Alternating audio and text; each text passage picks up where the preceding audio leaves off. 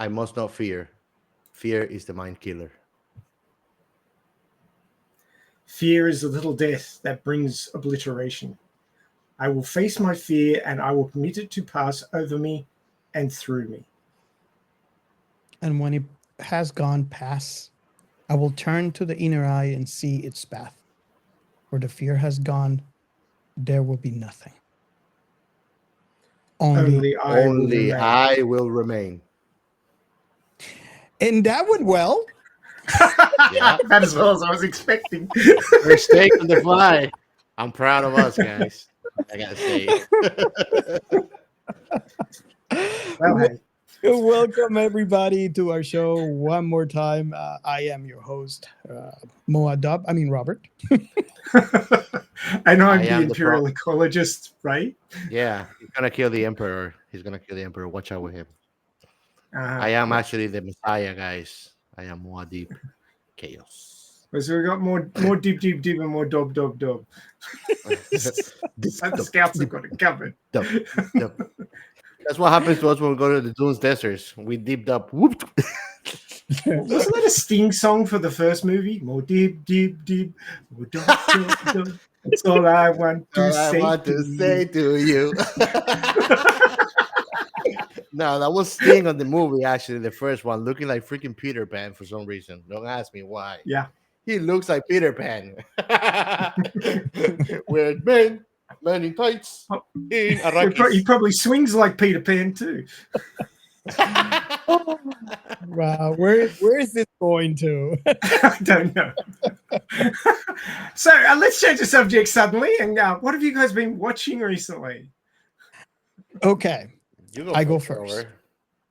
I have a big announcement. Yeah, go on. Surprise us all. And for all of you out there who are not following on YouTube, you're missing out. Yeah. You're missing out. I have a big announcement. My wife just finished Deep Space Nine. It's done. Was she sad? I was sad when it ended. She was sad. Yeah, not surprised. We moved on to Nemesis, the movie, and started Voyager. So far we're into the first 2 episodes. So yeah, we're getting there. We're getting to the very end, and then we can start all the new stuff. Which I have to admit, she actually did watch the one with Pike. God, I forgot the name now. How can I forget the Brave name? New Worlds. Yeah, Strange New Worlds. Because it was timeline, so that's why we're in there. So I'm kind of curious to see what happens after we finish there when we start watching Picard. So that is where I'm at right now.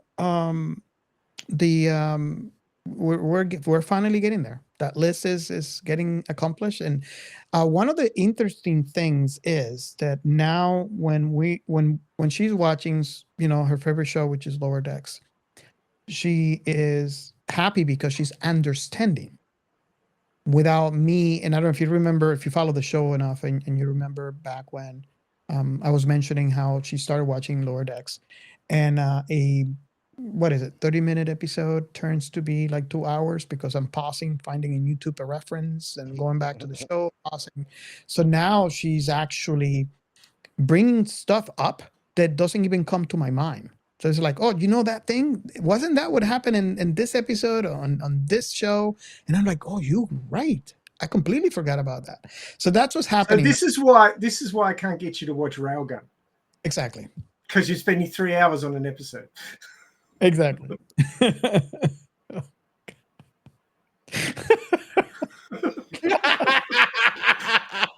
Oh, I just had to. You have to follow YouTube. You have to. So that's all for me so far. Well, what have you been watching, Ray? Because I'm sure that my list is longer.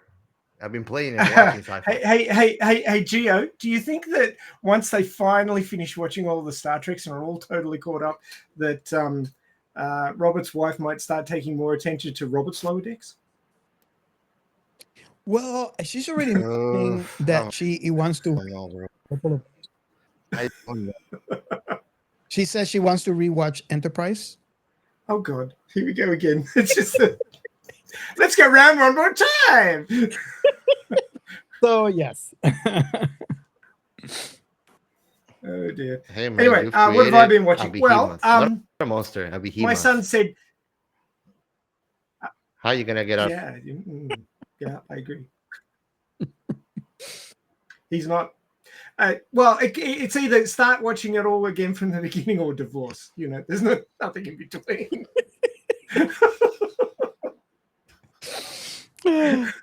Nice. Yep. So what have I been watching? Well, my son Well, I'll go into the and I point that used to is watch a bit of anime together. Yeah, basically. My son and I used to watch a bit Nice. of anime together, and we hadn't done it for a while. He said, Daddy, I want to watch some anime with you. I go, okay, so let me suggest something. No, I want to watch One Punch Man. I'm like, oh, crap. So I guess I'm watching One Punch Man. So I've been watching One Punch Man with my son. And, of course, Genos the cyborg is in there, so there is some sci-fi in it. So I think it counts. I'm going to count it. Yeah. I mean, last night he goes, Daddy, can we watch one episode before I go to sleep? I go, yeah, sure. 4 episodes later, no more. Go to sleep. Nice. So I guess it's Gio. Well, me, I've been actually watching a classic, Neon Genesis Evangelion. I don't know if you guys have watched it. But are you probably watching watched version 1, version 2, or version 3? the original. It's in Netflix actually. Okay. I know they have the new ones on Amazon Prime, if I'm not mistaken. I started watching it. It was fun to see Asuka behaving like a crazy lady and walking naked all over the place because she doesn't want to wear clothes anymore with an eye patch. Like she covers her eye patch, but she's like all Eve on Aiden. So yeah, it's fun. But no, I'm watching the original one, and I also been playing Cyberpunk 2077. Dark Tide Warhammer 40K, super awesome, guys. That game is the shit, and you can play it actually co-op with other people in the story mode, so that makes it even cooler. And also, I've been watching a classic anime that I never watched before, Wolf Rain, which apparently I think is made for the same animators that did Cowboy Bebop. It's a short anime. It has that formula of legendary anime, less than 30 episodes for the whole plot. It's very good. Nice. And that's what I've been watching and playing for this week. Awesome.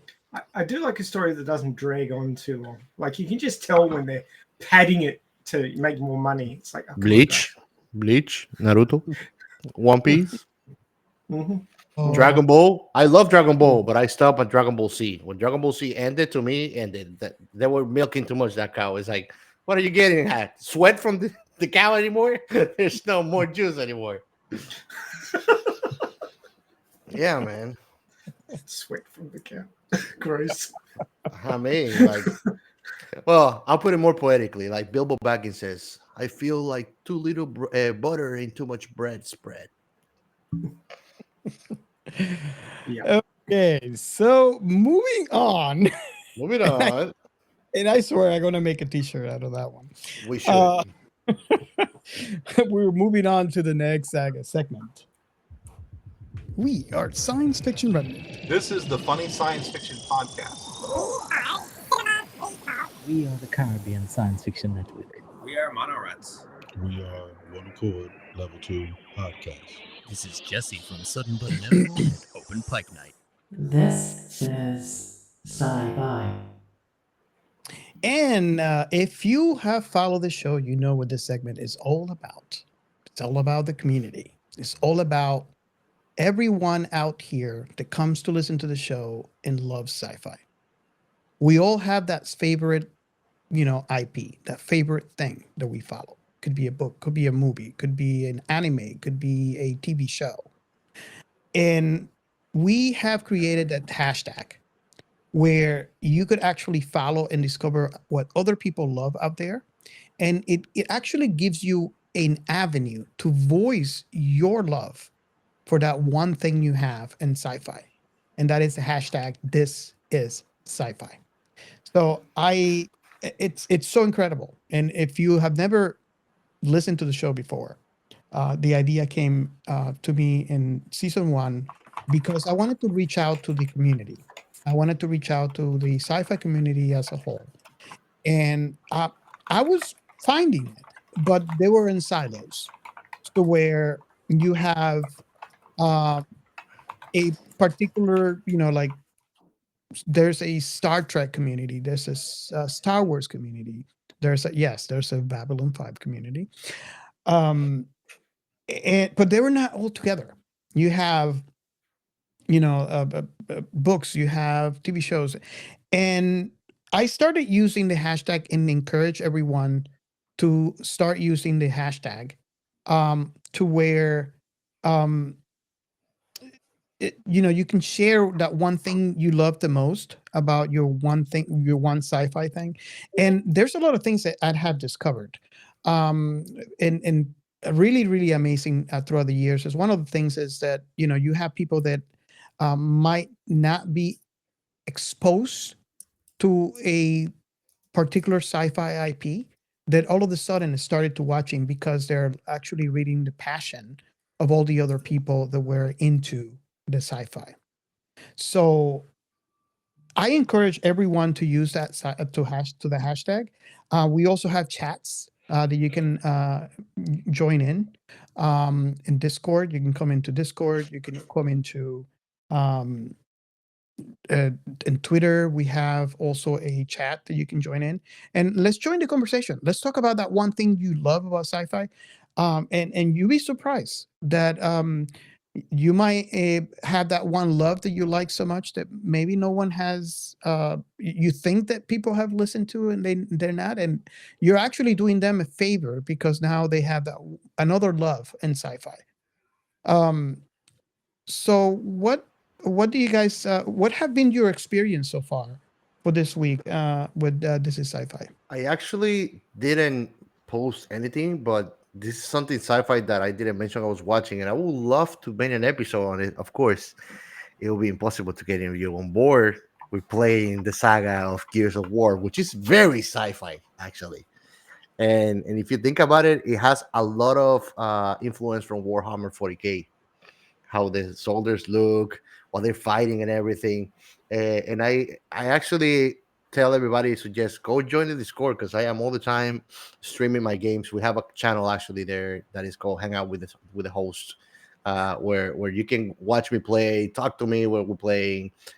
Robert and I also like to go and fly in the simulator flight of Microsoft too, and you can join and fly with us too if you have Game Pass or you have the game, by all means. And I'm always looking. I'm a co-op junkie, so anything that can be played campaign co-op, I'm down for it, as long as it has a decent enough plot, you know. So come and join our Discord for sure. And if you just want to have SmackDown talk dirty to each other, come over too. And you can also join the D&D game. Yes, it's going strong. So we still have seats. So if you're interested in D&D, just join. Just come in. Let us know, and we'll invite you over. Just as a demonstration, I did a quick search on hashtag This Is Sci-Fi, and just pulling up a bunch of sci-fi podcasts, but also posts from Ely Zimmerman, like 1968's Planet of the Apes turns an incredible 56 years young today. Yes. So yeah, that was a while back. Oh yeah. just a smidge bit older than me, but yeah, it's a excellent movie. Which has obviously been rebooted a few times now. Yes. Mm-hmm. So, I mean, Ely Zimmerman's great. He posts all these little snippets of sci-fi memorabilia and history, which is well worth checking out if you're Absolutely. on X. You can follow him and Twitter. Great stuff. Well, he actually writes for he has a website called sci-fi-history.net. So I invite him over to check it out. Have we ever had him on the show? Not yet. Not yet. We should do that. Yes. So if you're listening, you have the doors wide open. And also, I like to mention before I close this segment is that we do have a hotline. We do. It is 1-305-563-6334. And you can call us. You can leave a message for any of the hosts. You can leave a message for Chaos.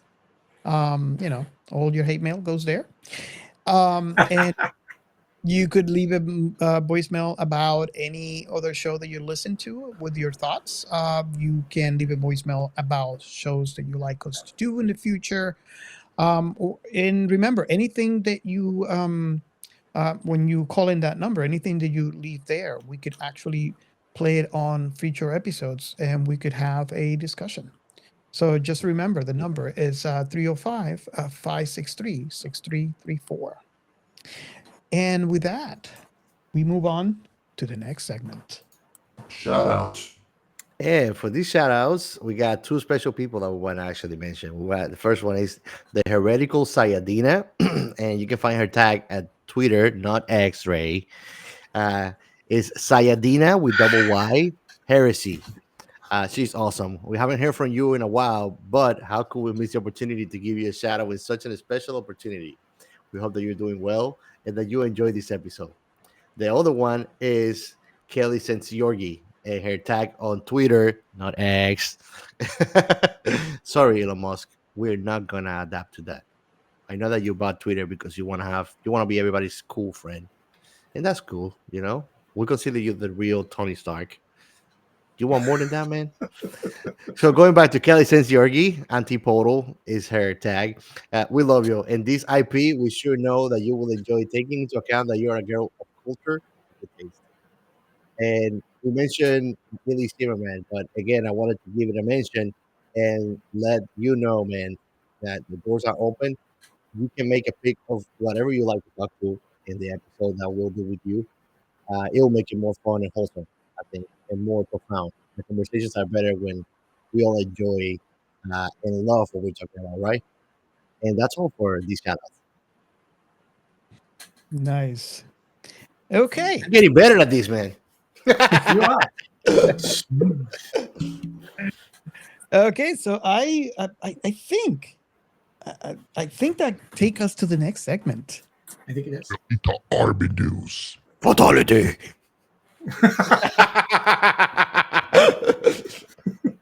Oh, that takes me back. Yeah. So the Elite Army news this week, we had episode 201. I keep saying 2001 because it reminds me of Space Odyssey for some reason. Space Odyssey. Yeah.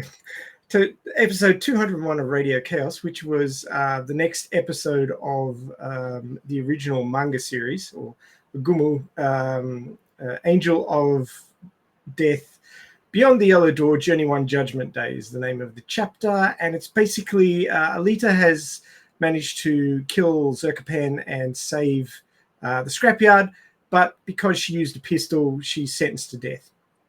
Thanks. Oh, no. Scrapyard. She killed that pretty face boy. Yeah. And she was sorry about that. Movie. He wasn't so pretty faced by the end of things. Oh, I bet. It was a bit gross. In the movie, too, he was not pretty face by the end of it, either. No. So no, he was half a pretty face. Well, he But kept anyway, his eyes at least, right? Yeah, something like that. So she's there. She lays there dying in the factory recycling unit, about to be recycled, when the leader of the Ground Investigation Bureau, Bigot Eisenberg, rescues her at the 1 minute to midnight kind of deal and offers her a deal where she can become the first of the tuned, an agent of Zalem / Tafari's, working on the surface, dealing with things that basically bug them. Seeing as she managed to take down Zerkapan and they couldn't do it, they figured they'd use her. And she's like, no, screw you guys. I'm not doing that. I'm staying here. And then he starts dangling carrots like, oh, you can go after Desti Nova. You can go and find Ito. And she's like, Ito? I must go find Ito. So she gets motivated and becomes a slave to Zalem. Bastards. But anyway, so yeah, that's the linker between the two story arcs, and next we'll be off to the Badlands story arc. So that is going to be excellent, and everybody's looking forward to that next month. Nice. Nice. Okay, so are we really ready for this? No. This is a big movie. They weren't mucking around. I mean, you look at the original movie that was made, and it was like nearly. Well, I mean, there's versions that are like 4 hours. In fact, the original movie is what brought us together, because Robert was like, "Where can I get a hold of all these recuts and extended cuts and all these things?" I'm like, "I've got them all." So I sent them all to him, and he's like, "Oh, I'm so happy." This is before he got his own Star Trek bender. He was on a Dune bender. So, oh yes. But before we start, before we start, yeah, there is something we got to do first. There is. What could that be? What could that be? And I would say maybe plot, maybe. Plot, maybe. Okay. Well, when we're talking about anime, plot development is something else, though. Yeah. Okay. In the distant future, Duke Leto Atreides, ruler of the planet Caladan, I keep saying Caliban for some reason, is assigned by the Padishah Emperor Shaddam IV to replace Baron Vladimir Harkonnen as the fief holder of Arrakis, a harsh desert planet and the sole source of spice. Not the stuff that's like oregano and things that you put on your meat, but it's a valuable psychotropic substance that imparts heightened vitality and awareness. Spice is key to interstellar travel, giving space and guild navigators the ability to guide starships to traverse space instantaneously and safely. Shaddam plots for House Harkonnen to retake Arrakis, secretly aided by his Sardaukar terror troops, to destroy House Atreides. Leto is suspicious of the Emperor, but weighs the risks against the power of controlling Arrakis and makes an alliance with the mysterious natives, the Fremen. Leto's consort, Lady Jessica, is an acolyte of the Bene Gesserit, an exclusive sisterhood whose members possess advanced psychic and mental abilities. As part of their centuries-long breeding program, they instructed her to bear only daughters whose son would become the Kwisatz Haderach, a Bene Gesserit and messianic super being with the clairvoyance necessary to guide humanity to a better future. She disobeyed and bore a son, Paul, who was trained by Leto's aides Duncan Idaho, Gurney Halleck, and the Suk Dr. Wellington Yu, and the Mentat Thufa Hiawat. Jessica teaches him the Bene Gesserit disciplines. Paul confides in Jessica that Duncan of his troubling visions of the future. Reverend Mother and Imperial Truthsayer Gaius Helen Mohim visits Caladan and subjects him to the death to a death alternative Gom Jabbar test to assess his humanity and impulse control, which he passes. At a secret meeting on Gidi Prime, Mohim insists Baron Harkonnen spare Paul and Jessica in his coup, which he duplicitously agrees. Man, that's a hard word to say 5 times fast. House Atreides arrives at Arrakeen, the fortress stronghold on Arrakis. Duncan's advance party has made contact with the Fremen. The natives revere Paul and Jessica, which Jessica explains is due to the Bene Gesserit sowing beliefs on Arrakis centuries earlier. Leto negotiates with Fremen chieftain Stilgar and meets the imperial judge of the change, Dr. Kynes, a planetologist who lives amongst the Fremen. Kynes briefs them on the dangers of spice harvesting and the giant sandworms which travel under the desert, making use of protective Holtzman shields unwise. During a flight, they dramatically rescue a stranded spice harvester crew from a sandworm, and Paul's exposure to the spice triggers intense premonitions. An attempt to assassinate Paul with a hunter-seeker fails. Yui betrays the Atreides and disables Arakin's shields, allowing the Harkonnens and Sardaukar to invade. He incapacitates Leto, planning to exchange him for his wife, who was the Baron's prisoner. Yui replaces one of Leto's teeth with a poison gas capsule, with which the Duke can assassinate the Baron. After the Baron double-crosses and murders Yui, Leto releases the gas, killing himself and the Baron's mentat, Piter de Vries, but the Baron survives. Though the Baron has arranged to have Paul and Jessica dropped deep into the desert to die, a compassionate Yui has left them with still suits and other survival supplies. Well, actually, that's incorrect. That's from the original movie. In this movie, he left them with a still tent. So that's actually incorrect. You can't always trust Wiki. Jessica uses a Bene Gesserit technique called the Voice to overpower and kill their captors. Yes, no, okay, we'll run with that. Paul and Jessica journey overnight into the desert, where Paul, surrounded by spice, has visions of a bloody holy war fought across the universe in his name. Baron Harkonnen gives command of the conquered Arrakis to his nephew, Rabban, and orders him to restart spice production and recoup the costs of the invasion. Paul and Jessica are found by Duncan and Kynes, and Paul discloses his plan to marry one of Shaddam's daughters to avert a civil war that would ensure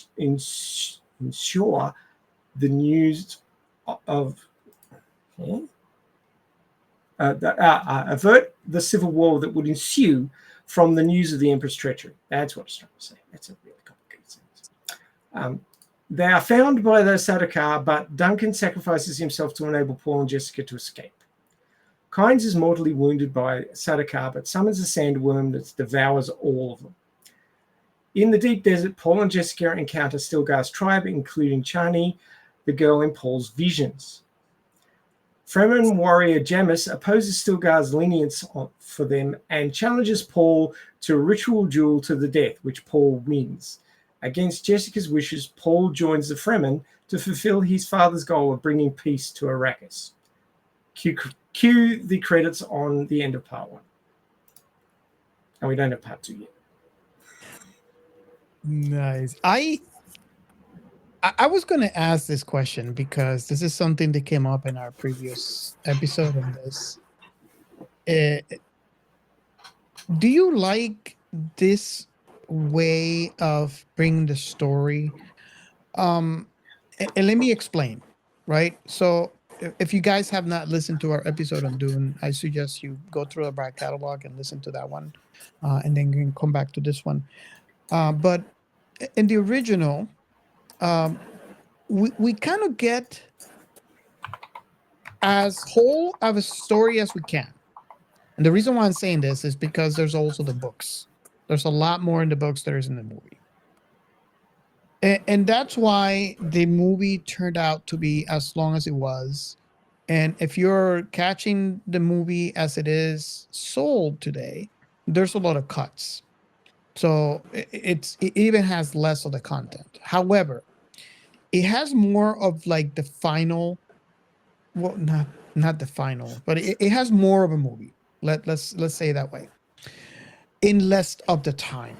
And that's the issue that we have when we have a movie versus, say, a TV show. TV show has a lot more, especially if you have a TV show that every episode is about 45 to an hour.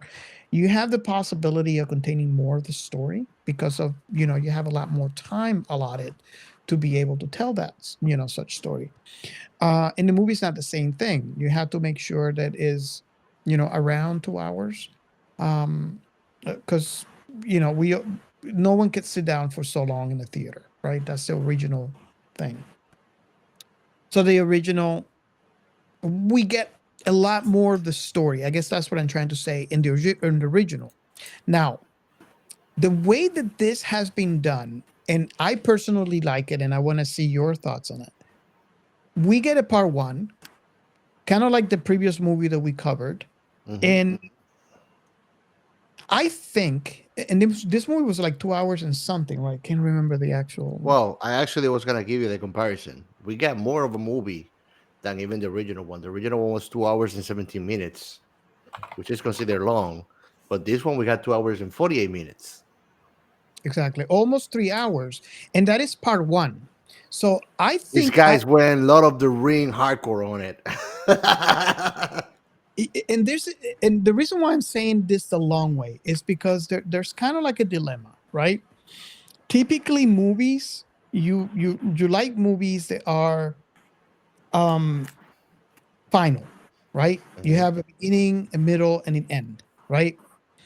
So this style of storytelling is not typical, right? No, it's not. When you get the whole story. You got the beginning, the middle, and the end. Yeah. And in this style, what you are actually doing is you're cutting the story right at the middle. So you have the beginning and the middle, and then part two might be the middle and the end.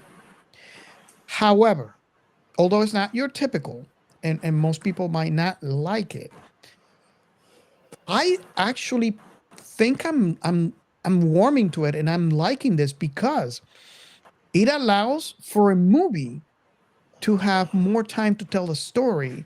Granted, it's still not a TV show, but it makes it more. And then movies like this, for example, when it's 2 hours and 45 minutes, that's typically what a whole movie is from the beginning, middle, and the end.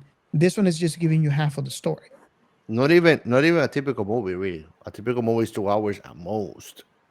Exactly.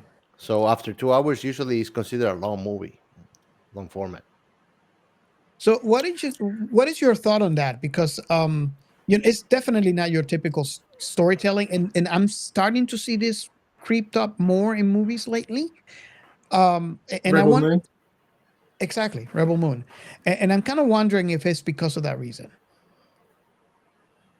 Well, the way I look at it, and I have to compare the two movies because, I've read the book that the '84 movie is based on, and the soon to be released part two is based on for the new pair of movies, and I guess it's just a different flavor of storytelling in that if you look at the original 1984 Dune movie, it's very much like Star Wars in the way that it's fast. Everything's shooting past. There's no sort of slow, thoughtful scenes or anything like that. It's just boom, boom, boom, boom, boom. Because they had to get through a lot of material. During the novel is quite thick, and there's a lot of stuff happening in it. And I do appreciate the original movie. I quite enjoyed it. A lot of people had their issues with it, but for what it was, I thought it was pretty good. Mm-hmm. And it had that Star Wars storytelling. It was quick. Things happened one after the other. There was no drawn out pauses or anything like that. And that was due to the amount of time they had and the cuts and all that sort of stuff. So it was a fairly concise story. There was no fat on it. It was very trimmed down. Now you have a look at this movie, and I was watching it last night. I didn't get finished till nearly 2 a.m. because it just kept going and going and going. And I don't see that as a particularly bad thing. There were scenes in it that weren't in the other movie, which it's been a long time since I read the book. I read the book in '84 when I saw the original movie at the cinema. And I don't remember all the scenes from the book, but obviously, there's stuff there that didn't make it to screen. But there's stuff in the new movie in part one that made it to the screen that didn't make it to the screen in the other movie. So obviously you're getting more material. You're getting a different style of storytelling, and it's not hurried. And if you like that sort of epic storytelling like Lord of the Rings, something that's not going to rush you through a story, then this is probably more your cup of tea. But if you've got a short attention span and you want, the cliff notes of the novel, then the '84 movie is more your size. So I personally don't see this as a bad thing. I see it as giving people options. Yeah. They're watching options. So and I didn't mind this movie at all. I was a little bit really, Reluctant. Timothy Chalamet as Paul Atreides, he just doesn't have, that screen presence. I think that who was it? It was Kyle MacLachlan. Kyle MacLachlan seemed to have more screen presence than Timothy Chalamet, but maybe Timothy Chalamet is playing a kid in this. He's not I think that Kyle MacLachlan was playing Paul Muad'Dib the entire movie. He didn't change noticeably. Now, I haven't seen part 2 yet, obviously. So I'd be interesting to see how Timothy Chalamet deals with the character as he comes into his basically godhood and see if he gets a bit more screen presence. So I'm interested to see that. I definitely agree with that. Because there's a lot of times he's just standing there staring either at somebody or at the camera, and you're just like, dude, do something. I have to agree with that statement. This movie, for some reason, it was an experience, and again, let me go back to the original question that we normally ask, which I haven't asked on this episode, is, how old were you and what was your first impression? I watched this movie today for the first time. Yes, I know, 2021. It was on my list. I never got around to it. I had to admit I was a little scared because I really liked the 1984 one. And you know how it is. You have that fear that they're gonna remake it and they're gonna mess it up. Although I have heard Admit it, Robert. You were predisposed. I decided to watch it, and it was an experience. I'm really glad that I watched it. I'm happy that, although it's not 1984's version of Dune, it's its own thing. It wasn't. It was, the fear that I had was in vain, because I think, in my opinion, they did a really good job on this movie. But the combination of everything, and like you said, Ray, they took their time, right? And I think I appreciate that because it's it's obviously what you said. 1984 is like fast paced. Everything happens boom, boom, boom, because I had a lot to get to it. This one over here, they took their time in the storyline. I think I can get the vision better on this one because it's a longer span of time for them to tell the story. But the combination of everything, the visuals, the music, it was definitely an experience different than the one, because I mean, Dune 84 was an experience, and I'm not gonna say this movie better than the other one. I think they both have their own, that in my opinion they're both really good, and the experience a completely different experiences from both of the movies. It was just the use of everything. It just kind of caught me off guard slightly. How they use the music, and we talked about this in previous episodes, how important music is and the score it is on the film. But the use of the music as well as the visuals to convey, especially on those moments where there is no lyrics, I think it was phenomenal, in my opinion. Don't you mean dialogue? Lyrics you is go. what you have in a song. Oh, this movie is music to his ears. There you go. Oh, obviously. Yeah, I had music in my hair. Yeah.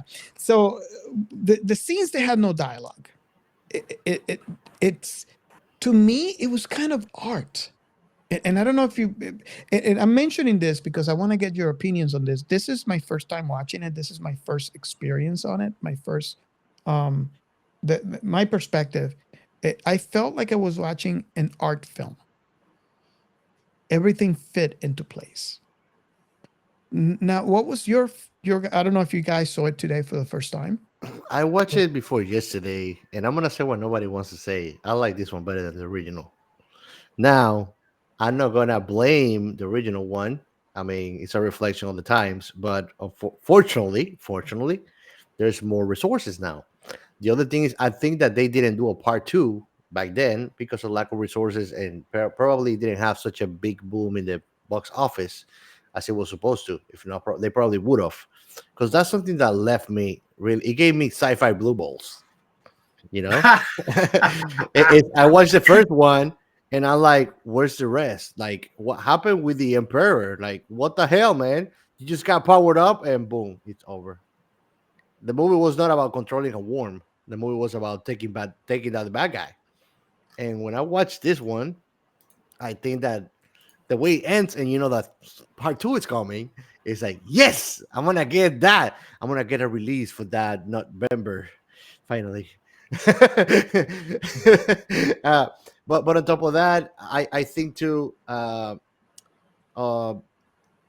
you guys were saying like the details of the book and such, and even though there's a limited time to show it on a film, and there's so much time that you can make a film for them, that's where they take advantage of scenery, the ambience, how they make the castle and where he's staying over, the people, all these little details help complete whatever you cannot really fit into the movie when it comes to the actual plot.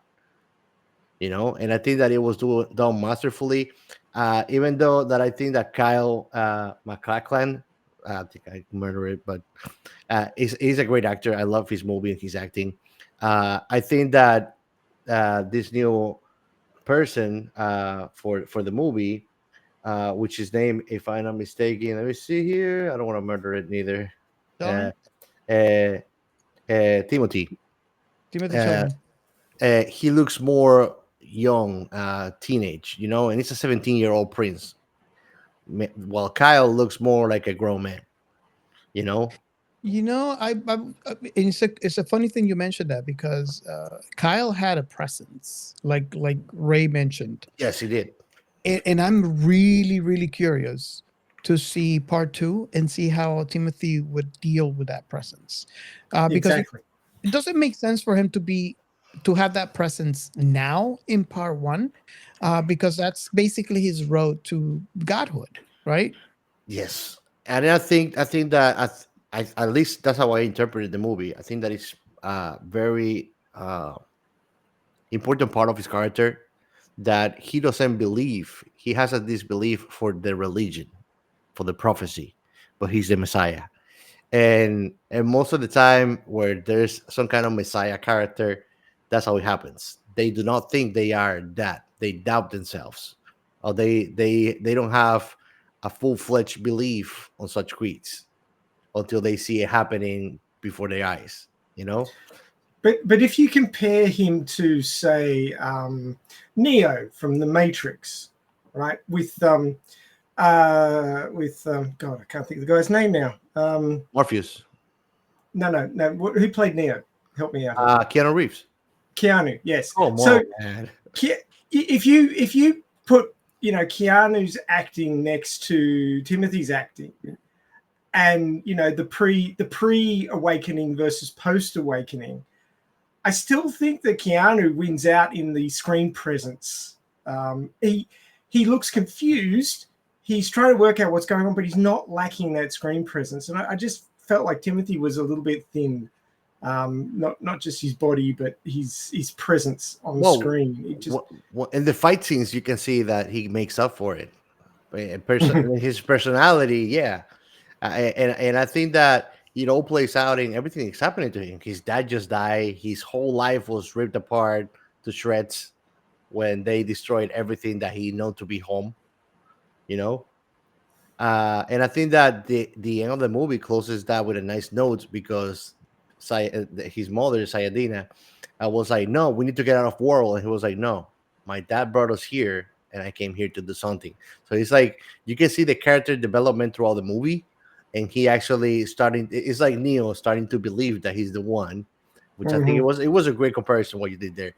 because you kind of see the same kind of process of character development where they start accepting the reality of what they are meant to do and meant to be.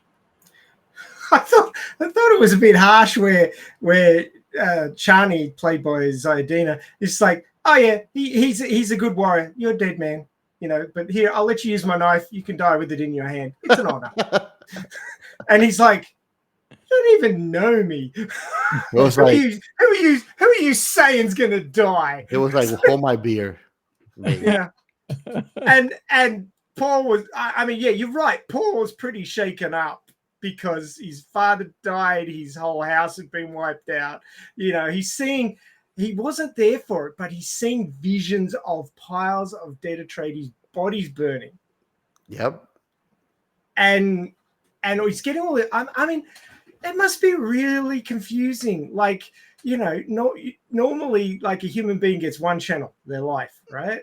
And then suddenly they got 152 channels and they're flicking up however they want. It must get horribly confusing. What's real? I'm seeing things while I'm having awakened visions, and this is freaking me out, man. And everybody's just looking at him like, oh yeah, you're a kid, you're gonna die. And he's like, fuck you. I'm gonna die. I've got main character plot armor. Fuck you. Like, I'm not gonna die. Give me more spice. Yeah. But it's interesting if I think about it, the way that when he was getting those visions, and those visions he's actually seeing himself die, it multiple times throughout there, and it's interesting to me that he behaved in the way that he did, came to fight. Because we could see how things were coming on to view that were previously on his visions. Example, the knife, and he sees the blood, and he sees himself. So, and this is a question that I was going to ask you guys, like his acting, not his acting, his character. I would think he would probably behave a little different. I mean, given how humans act today in real life, if you have a vision and all these things are coming to place, you see the exact knife, you see yourself died in the same fight, that's not the way that you would behave like he behaved in this scene. That's not the way a normal person would behave, no, but he's not a normal person. He is the son of basically a king, so he's a prince. He's been trained since he was little in combat, in controlling himself, as is proven when he's made to put his hand in the box. And you could see her eyes going wide when she's watching him, like, he should have given up now. He should have given up, but he hasn't given up. Look, he's getting stronger. It's like, okay, this guy's tough. And, there are flashes of his future power showing, but then you get that scene in the ornithopter where, or was it in the tent? I can't remember exactly where it was, but he basically chucks a wobbly at his mum and says, "You made me a freak," which I thought was actually a good addition, because the Paul Atreides from the original movie was like, oh yes, I'm a hero and nothing can stop me, it's kind of deal. Whereas this guy had flaws, he had weaknesses, and you could see them. Yep. But again, it's just his screen presence is so thin that it didn't quite mesh properly for me. I'm just hoping that part 2 will bring out the screen presence that he's been holding back. And then it will make a whole lot more sense. If it doesn't, then I'll be a little bit disappointed. But I'm hoping that that's what we'll see. Well, I see where you're coming from, and I understand. The guy had military training. This been trained all his life, and he has the best of the best training him.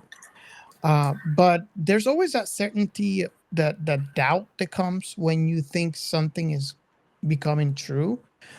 And I'm getting to somewhere in what I'm trying to say here. He's been trained, right? he has that military. That guy is amazing. Is an amazing fighter. He for his house, and he trained him personally. So we know this guy is no joke, when it comes to a fight. But there's, you know, when you are there, when you're actually out there in a fight, if you're a soldier, for example, you are actually at the battlefield. Your training kicks in, right? It's well supposed to be all automatic, because that's the reason why you train for. Do you think that his latent powers were the reason? Because there's always going to be a doubt, right? Doesn't matter how big, how much you train, how big of a star you are in the fighting style that you're studying. There's always going to be, there's always someone better, Yeah. there's always a chance that you could die, right? And we're trying to get to this, like, even on the fight, you have that starting. Now, to add to the fact that he had a vision where he died on that fight. So what I'm trying to get to is, like, he's acting, this character, the way that he behaved, let me rephrase that, is not your typical. Do you think that it wasn't typical because of his latent power that he has? Because at this point he has it. It's obvious that he has it, but he doesn't know he has it. I think he's getting the idea. Not only that, I think that it was very poetic the way they put it. I haven't read the book, so correct me if I'm wrong. But when he saw himself dying in the duel, it was the transcendental meaning that when he kills somebody, he has to think of some kind of dharmic belief where you are one with the universe. So killing somebody is killing thyself. It's mentioned in the voiceover. Exactly. So yes, that's why I don't think that he died, and I think that's why the guy, when he died, it even shows like they are like friends in his vision. But this guy antagonized him from moment one to the last breath in the reality. Well, here's my thing. Right? We all know that this was and what's the word that I'm looking for? It was symbolic. Yes, right? definitely. Because what that vision meant, and we all know this, including the character, right? Towards the end of the fight. We, as long as the character at the end of the fight, found out that this was symbolic. Paul Atreides needs to die for Muad'Dib to be born, right? So Yep. basically, that fight is symbolic. He did not really die. He basically became someone else after the fight. That fight forged him. Mhm. Now, where I'm trying to get to. Prior to that, he did not know this. Prior to that, he saw himself die. He didn't know this was symbolic. It was just like, and when we could see his internal battle, Mhm. and it became. Let me say this: shit became real when he saw the knife, the same exact knife that he had in the vision. So that's where we're to. Yeah, but what he's also seeing is he's seeing visions of himself fighting Sardaukar terror troops and like absolutely decimating them, killing tens of them, and like they're all dressed in their combat onesies, and they're running across the sand. Like the Fremen are sort of coming up out of the sand and fighting these guys, and one of them is dressed in gold, the rest are dressed in sort of metallic silver, and the one in gold is just like a murder machine, and he's killing like multiples of them. And then the helmet pops up and it's him, and he's seeing himself as a leader of the Fremen and the ultimate warrior kind of deal, and he's never even killed anybody, and he's like trying to match this vision of the future with himself and see the path from where he is now to that point, because he believes that that's what his future holds. Now, the other thing is that he's seeing visions of him being friends with the guy he has to kill and things like that, which is messing him up. Now, they did say that the Muad'Dib, the supreme being, is supposed to be to have command of the past, future, and present. He's supposed to be able to see the future and the past. But I think it's more than that. I think he's able to see all possible futures. Yes. And that's what he's seeing. He's seeing more than one possibility, but reality doesn't get there because that path is the path less taken. Yeah. I think that that's clearly depicted when he has two visions. He has the vision of him dying to the hand of the guy that he duels with, and then he has a vision of seeing him telling him like, now I'm going to teach you. Like they're friends and he's learning from him. Right there, I think that very in a very subtle way explained that he can see several branches of where the future can lead. If you think about it. Yeah. Yeah. And the other thing with the visions too, I think that with the visions and his belief is that it's not that he's envisioning this. This is a future that is being pushed onto him that he's having to deal with and reconcile with it because he doesn't know what the future really holds for him. You know? So when this vision comes, it's not like he's imagining these things and he's hoping or visualizing it. No, it's just coming to him in flashes, you know, without his consent or anything. Yeah. But I think that I like what you said about him becoming more deep is basically renouncing to his past life as royalty of House Atreides. Well, he'll still use that, but he's no longer just a prince of House Atreides. He is now on the path to becoming more deep. Mm-hmm. And it's a choice. Oh, nice. You if you guys are not following us on YouTube,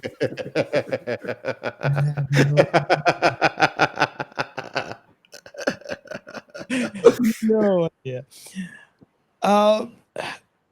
Do you think, and this is something that I was thinking about while watching this movie, and it's interesting how it is actually revealed in this movie in a way that because we kind of tell from the original 1984, but it wasn't displayed in a way so like out there and visible. And it's his visions, right? He's having visions, you know, throughout the whole time that we're watching him.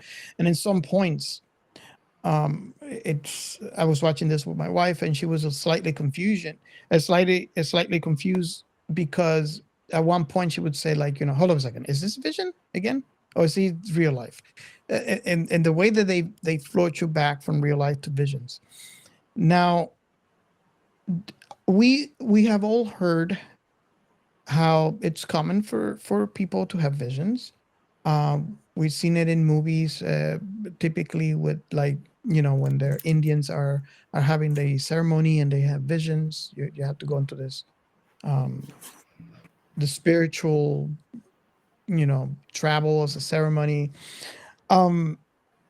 This seems to be a little farther than that, obviously, because he's having these willy-nilly. He's not having any type of ceremony to be able to have these visions. They just come to him. So, okay. So yeah, pretty much. So, do you think what would happen in your opinion? And we kind of talked about this in our episode on Arrival, right? Yeah. How do you think a typical human would how would this affect the typical human being able to see slices of the future so like frequently like this? Do you think that would be a way for that typical human to maybe become crazy, or what is your thought on that? Because I was watching this and it would be confusing at points, very confusing. I'll tell you this. I think that's true. If you're missing out and you see that we say something that doesn't make sense, you should be watching our video on YouTube so you can actually enjoy that other part that we made just for you guys that actually come and watch us. Um, I derail completely watching the reasons. I had to get you back. Thank You've you. been Thank using you. the ticker way too much, Chaos. I had to get you back. um, well, I think that with that question that you said, Ray, Robert, um, yeah, it scrambled up everything in my brain, Ray. Thank you. You're welcome. um, it will vary depending on what psychologically speaking is self-awareness. Most people are not very self-aware and they don't practice it, you know. So most people are going on pilot automatic, you know. They're not thinking what they're breathing. They are not even doing conscious decisions about everyday choices that they make, you know. The more self-aware that you are, the less you might be affected to go into some kind of delirium or feeling that you're going insane because you're able to assimilate and accept things for what they are, and you learn the true power of life, which is you cannot really change anything outside of yourself, but you can actually control how you react to it and you receive it, you know. Mm.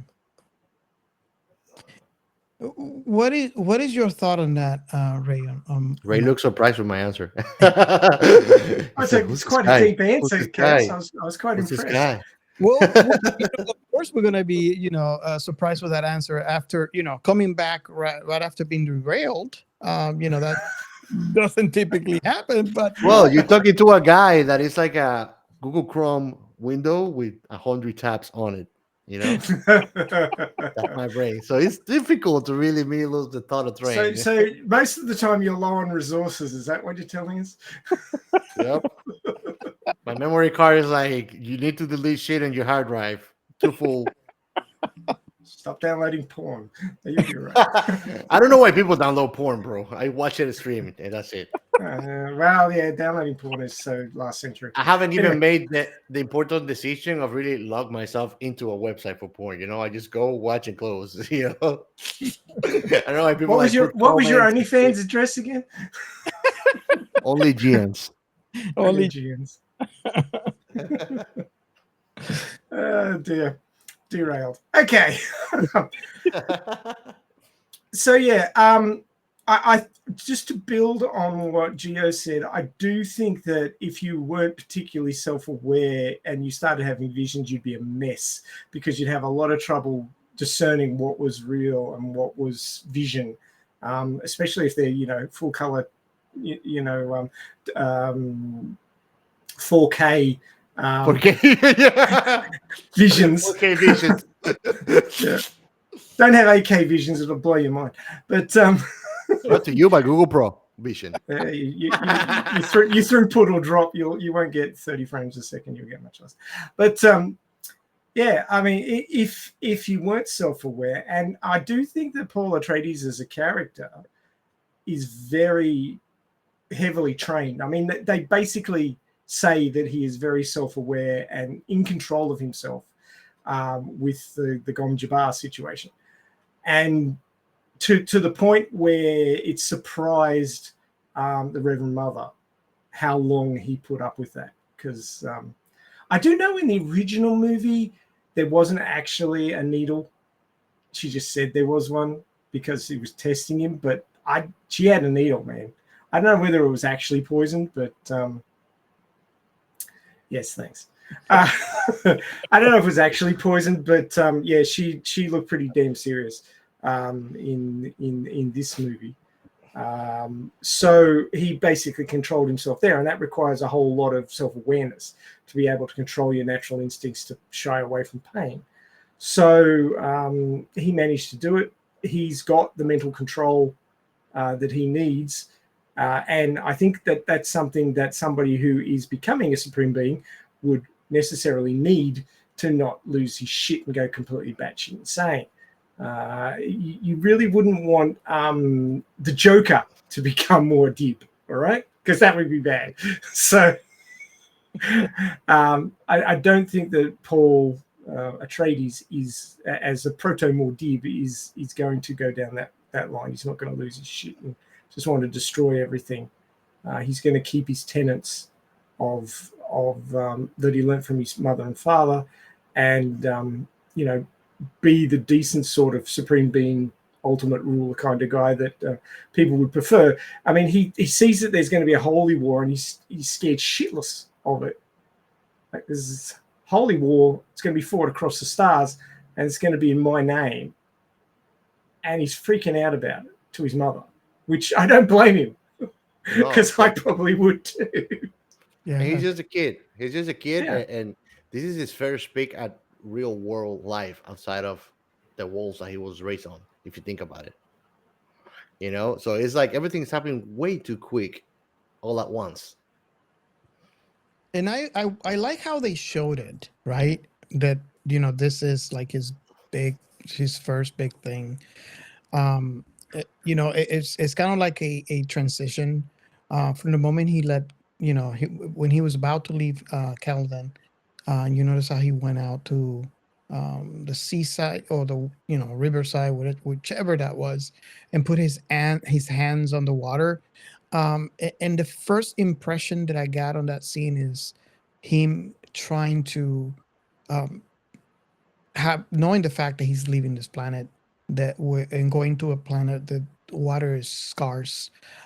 He's, I guess, in his mind, it's shown that he's trying to, like, I don't know if not forget would be the perfect word for it, but kind of remember his home world.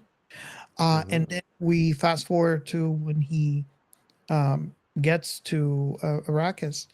I don't know if you remember when he was saying, "Oh, can we land here?" It's like, nope, I wouldn't recommend it. But when they actually do land, what is the first thing he does? He Puts his hand in the sand. He puts his hand in the sand.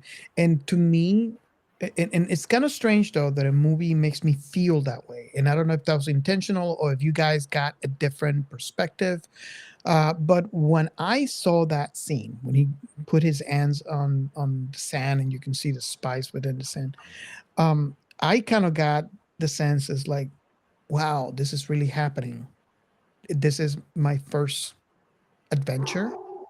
And it's kind of like, to him, it made me feel like to him that this has become real. He's finally out there. Do you guys got a different perspective when you saw that scene? I know it's a very short scene, but for some reason, I just got all that from that one scene. It took an effect on me, but the only thing I could think of is, oh shit, Gladiator, Maximus.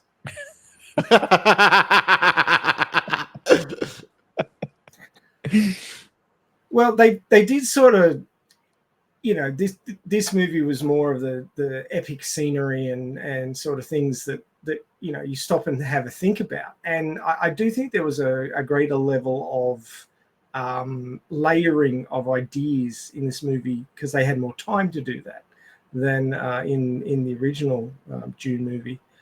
And they slowed the pace down for those scenes and got you to think about what was going on. And yeah, just before he left Caladan, bloody 40K stuck in my head. When he left, just before he left Caladan, he put his hand in the water because Caladan has a lot of seas according to the novel. There's a lot of water on it, and then he's going from a watery planet to the dried out husk of a desert planet. So he's taking the idea of the water with him. And then when he gets to step off the ornithopter onto the desert sands itself, it's the sea of sand. It's another type of sea. And it has its own monsters in it. And he runs his hand through that. And I think it's kind of like on a level of adjusting yourself to your new surroundings. I think because he is proto-Mordib, he's working on a completely different level from everybody else. And the other thing about the whole Caladan to Arrakis and making Arrakis a paradise, and it's not in this movie, but it's probably going to be in the sequel, is that he's going to bring the reins to Arrakis. Yeah. And he's taking that idea of water from Caladan to Arrakis. And a lot of, I think, how his power works is on an ideological level, and that he's bringing the idea of seas and water with him to bring to the desert planet. And we'll probably see more of that in the sequel. Yeah. When he comes into his powers and can actually make that happen. Cool. But it's like how magic is described in a lot of anime, especially isekais, where people come from modern day Japan and end up in a world with magic. They've got to have magic explained to them, and it's got to do with your imagination. You've got to be able to imagine and picture what you want to have the magic do. And Muad'Dib is almost like a magical being. He's got this power beyond what anybody else can understand, and it works a lot on imagination and on an ideological level, in that he has to bring the idea with him to make it happen. And that's what he's doing. He's bringing the idea of seas and large bodies of water with him. That's how I saw it. I guess I'm going to ask my next question here is, what is the one thing, and you know, for it's kind of like, I'm really interesting to hear the answer here, because all of us here have seen the 1984 version of this movie, so it would be really interesting to hear your thoughts. But if you know, if you don't want to compare, you don't have to compare the movies. But what is the one thing that, you know, watching this movie, that you can take away from, like, that impresses you? It could be story, it could be visuals, it could be music. What is that one thing that impressed you when you watched this film? I can, if you guys, I can go first. I kind of like alluded to this at the beginning of the episode.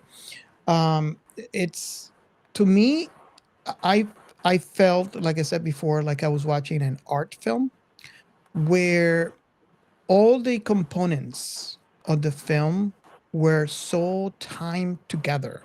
It was slightly impressive. The music, how, like, the score is timed. I don't know if you guys noticed that. It's timed to the events, to the visual events you see on the screen. The visuals themselves, and how they selected to show the scenes where the dialogue was not there, to get you to feel that emotion that they want you to feel. Now, and that's the reason why my previous question was, you know, what you guys thought about that scene when he put his hand on the sand, because visuals like that, for some reason, throughout this entire movie, made me understand what's going on in a complete different perspective. And I find that to be really refreshing, because not many movies do that. But I really enjoy that, where it's a complete different experience altogether. So whichever of you want to go first, I'm just kind of curious to see, because I mean, I seen the 1984's Dune movie, and I really enjoy that film, and I really enjoy this. If you ask me to pick one out of the two, I honestly cannot pick. To me, they're complete different experiences from complete different perspectives, which I actually really enjoy when it comes to an IP. So what is your thought?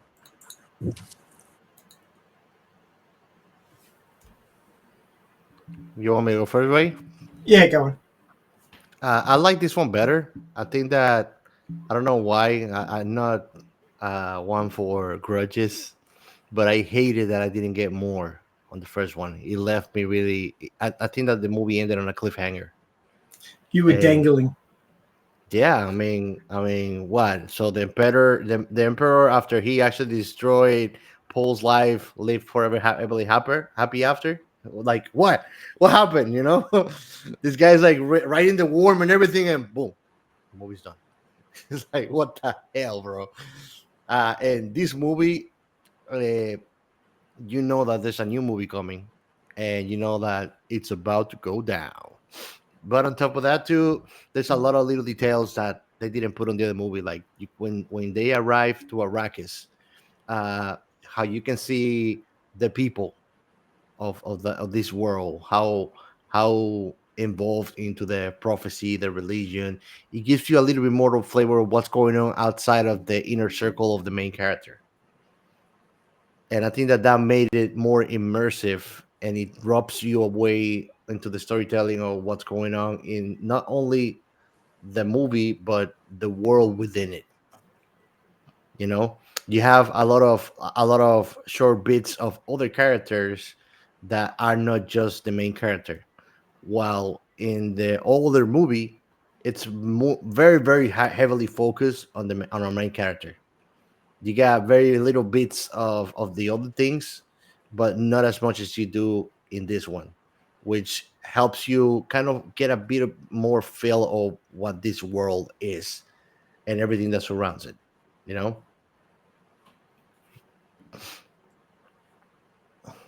Yep, fair enough. I, I have a fairly good memory of the original movie, having watched it probably about 10 times or so since it came out in '84, because I really liked it. It was one of those, the original one was one of those movies that really stuck with you. It had those sort of epic scenes and stuff, which, you know, comparing the two movies, obviously the special effects weren't nearly as good. The ornithopters little boxes. Yeah. These ornithopters are awesome. But you know, CGI improvements aside, there's a whole lot of similarities between the stories, but obviously there are differences as well. And the differences is, you know, more time for the storytelling in this version. There were some things that weren't in the edit of this version, which were in the original. And I don't know whether they were cut down and modified in the original version to create bridges where they didn't have enough time to film a full scene, and they were just sort of cut down versions of what we saw in this one. But I still think the original movie worked quite well, and I really like it, much like Robert. But this movie, you know, had a lot more room to breathe, I think.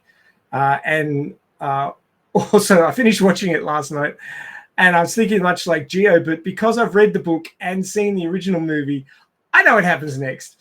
Not exactly, but I know the gist of it, so I'm not like as disappointed as Gio in not, you know, being left on a cliffhanger, because I pretty much know what happens in the rest of the story. I'm interested, you know, at the end of February to see what or how the rest of the story is depicted and how far they go, because of course Dune is not just one novel, it's a series of books, and it goes on past the point that the original movie finished. So will they use some of that? Will they go into the Holy War, or will they stop where the other one stopped, which was he is the his art's quite all right? There's like, okay, good, and that's it. What things are supposed to go from there, you know? I actually think the original movie was more of a cliffhanger than this one was, because I know what happens at least further on. I started reading the second novel in Frank Herbert's Dune series. It was so dry, like drier than Arrakis. It was all political machinations and shit. And when I was a teenager, it was like, nah, I can't do it. This. Are you sure it wasn't intentional? Because you're already in So yeah, it is a little bit disappointing when you've got to wait for the rest of the story. I was actually going to avoid watching the first part until the second part came out and watch them like watch the first part and then go see the second part at the cinema. So thanks, Robert, for stuffing that. But it's not too bad because I've seen the original movie and read the book. So yeah, know roughly what happens, but it wasn't. Looking forward to seeing the sequel. It wasn't as bad as I was expecting it. Why did you have that expectation? That's the question you should be asking. Well, here's the thing. Typically, when you have a story and you cut it halfway through, it's like, what you experienced, right? I think, I don't know. It wasn't. I was expecting it a lot. And I watched the first one with Robert. Thank you for giving me blue balls on this IP, bro. No, but I knew this is part one because it's obviously in the title, and part two is coming on. I believe it is March 1st, if I'm not mistaken. And that's the reason why I feel this is a completely different way of storytelling, because it is typical for movies to give you the whole thing. This is not typical. This is like half the story, and you gotta wait for the other half of the story. So in having said that, I was expecting that I was going to be left in a cliffhanger and then have to wait. It wasn't. It wasn't as, I mean, granted, that the story cut off and you have to wait, but it wasn't as bad as I expected it. Like, kind of like if you're like watching our YouTube channel, from the stickers that our very own Captain Chaos is displaying for us.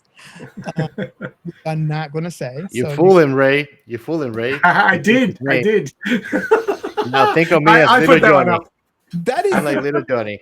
That is the typical thing that Chaos would put in. I'm surprised. Okay. Anyways, what I'm saying is, it typically it would be, and that has happened to me a lot in anime, right? Where I'm like to the point of hating the thing because now I gotta wait a whole, in the case of anime, it would be a whole year to find out what happens. In here, it wasn't. It was a nice. I know that it's not all, obviously, because I watched the original and because there's a part 2 coming, but it wasn't. Have you read the novels? Not yet. I have them.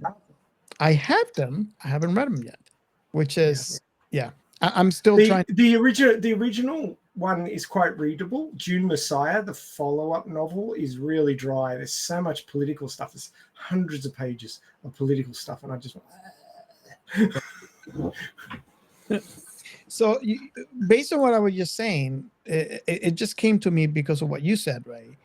I wanted to hear your thoughts on that, because I know you were saving to watch them all right after the other. Was it as bad for you? I mean, was it as okay to you as it was to me, the ending, or do you consider this to be like torture and now you have to wait for? We don't have to wait long, but you have to wait for the other part. It's all about story beats, right? So there's good places to stop, and there's sort of meh places to stop. And that kind of felt to me like a bit of a meh place to stop. I mean, sure, for the character of Paul Atreides, that was a momentous moment. He stopped being Prince of House Atreides and became a member of the Fremen. And that's a big moment for the character. But as it came across in the movie, I feel like it fell a little flat. It wasn't, I mean, like if you look at the Star Wars trilogy, you have concise story arcs where you build up to something and it's completed. You build up to something and it's completed. It's not sort of, we'll stop there. And it's sort of like, yeah, there's lots of stuff that still needs to happen, but this will do. This will be a spot to stop. I really think if you really do get sci-fi blue balls, sort of in between things, then this movie would probably annoy you like it did Chaos, because it didn't feel like anything had finalized. So it wasn't a great place to stop, but it was the only place they could stop, really. And it did feel to me more than halfway through the original movie of the storytelling. So I'm figuring that there's going to be a bit more. I mean, I don't know how long the second one is supposed to be. Let's see what it says. So I No, guess it doesn't say how long it's supposed to be. you're saying it wasn't as good as it was for me, but it wasn't that bad. Is that what I'm Well, getting? Well, I mean- as I said before, I've read the novels, I've seen the original movie, I got a rough idea of the story and how it happens. I'll be interested to see how it plays out in this version, because obviously there's differences in scenes and the way they're representing things and the way they're approaching things. But really, it's not like, oh God, what happens next? Because I know roughly what happens next. So it's not the end of the world for me personally. But I could imagine somebody who hasn't seen the original movie, hasn't read the novel, to watch this and end up a bit like our dear Captain Chaos down there, where he's got sci-fi blue balls. He's like, I don't want to wait 2 years to find out what the rest of what happens. Oh It's no! like- I mean, I was fine waiting for 2 years. I know that something is gonna happen. When I watched 1984, it's like I asked Robert, "So where's the sequel?" And they're like, "No, there wasn't." I was like, "What the fuck?" So Well, yeah, I mean, the completion of the original movie felt a lot like Star Wars. They blew up the Death Star, but they still had to deal with the bulk of the Empire. It was a single win of a battle in a war. With the original movie of Dune, they get through the emergence of the Kwisatz Haderach, and now you've got this guy who's got godlike powers and is supposed to lead a holy war across the stars. But there's no Holy War Across the Stars. It was never a sequel. And that might have been because the original movie didn't do that well, that sort of more cerebral epic sci-fi wasn't as well received as the sort of adventurous, cowboy movie, samurai movie kind of Star Wars-y stuff that was popular at the time. Or the more cerebral, happy future Star Trek that we were getting. So while I think Dune is a great story, I don't know that it is well received as other IPs out there, and that's why they probably didn't end up doing a part 2. Or it might have just been too hard at the time, like the special effects weren't up to it, or the budget would have had to been too big. So they couldn't move on at that point. Having said that, if Dune Part 2 does well, as in the one that's coming out shortly, or depending on when you watch this one that came out just recently, then there might be an opportunity for Dune Part 3, because there is lots more story to tell, and I would love to see it go on in movie format and see Paul Mordib, kicking ass across the stars, because tell you what, that Empire really needs a good butt whipping. Pack of scumbags. yeah. So I guess I'm going to move the question down to our very own Chaos here. Do you think that because it seems like we're all over the place here, right? So I was happy with not necessarily happy, but I was okay with the ending. I was expecting it to be worse. Ray, you were kind of okay, but you thought that might have been maybe a different place to stop before we can get part 2. And then Gio, do you think that the reason why you feel that way with this film is, number one, you already seen the original, so you know what happens past this point, and 2, you already know from the moment that you watched this that part 2 was coming? What do you think was it? Was it a combination of all that kind of worked for you, or what is your thought on that? I think that it weighs heavily on knowing that part 2 is coming, Okay. and that I was left with a sour taste when I watched the first one, and I love what I was seeing. And we're talking about a 1984 movie that you and I watched maybe 3 years ago. Mhm. And when I ask you where's part 2, you just laugh and told me there isn't. Go read the book. And you know how much I love books. So I was like, what the? Yeah. It's like I give you the Fellowship of the Ring, and then you tell me what happens then after, and I tell you go read the books. It's actually the equivalent of watching the Hobbit movie.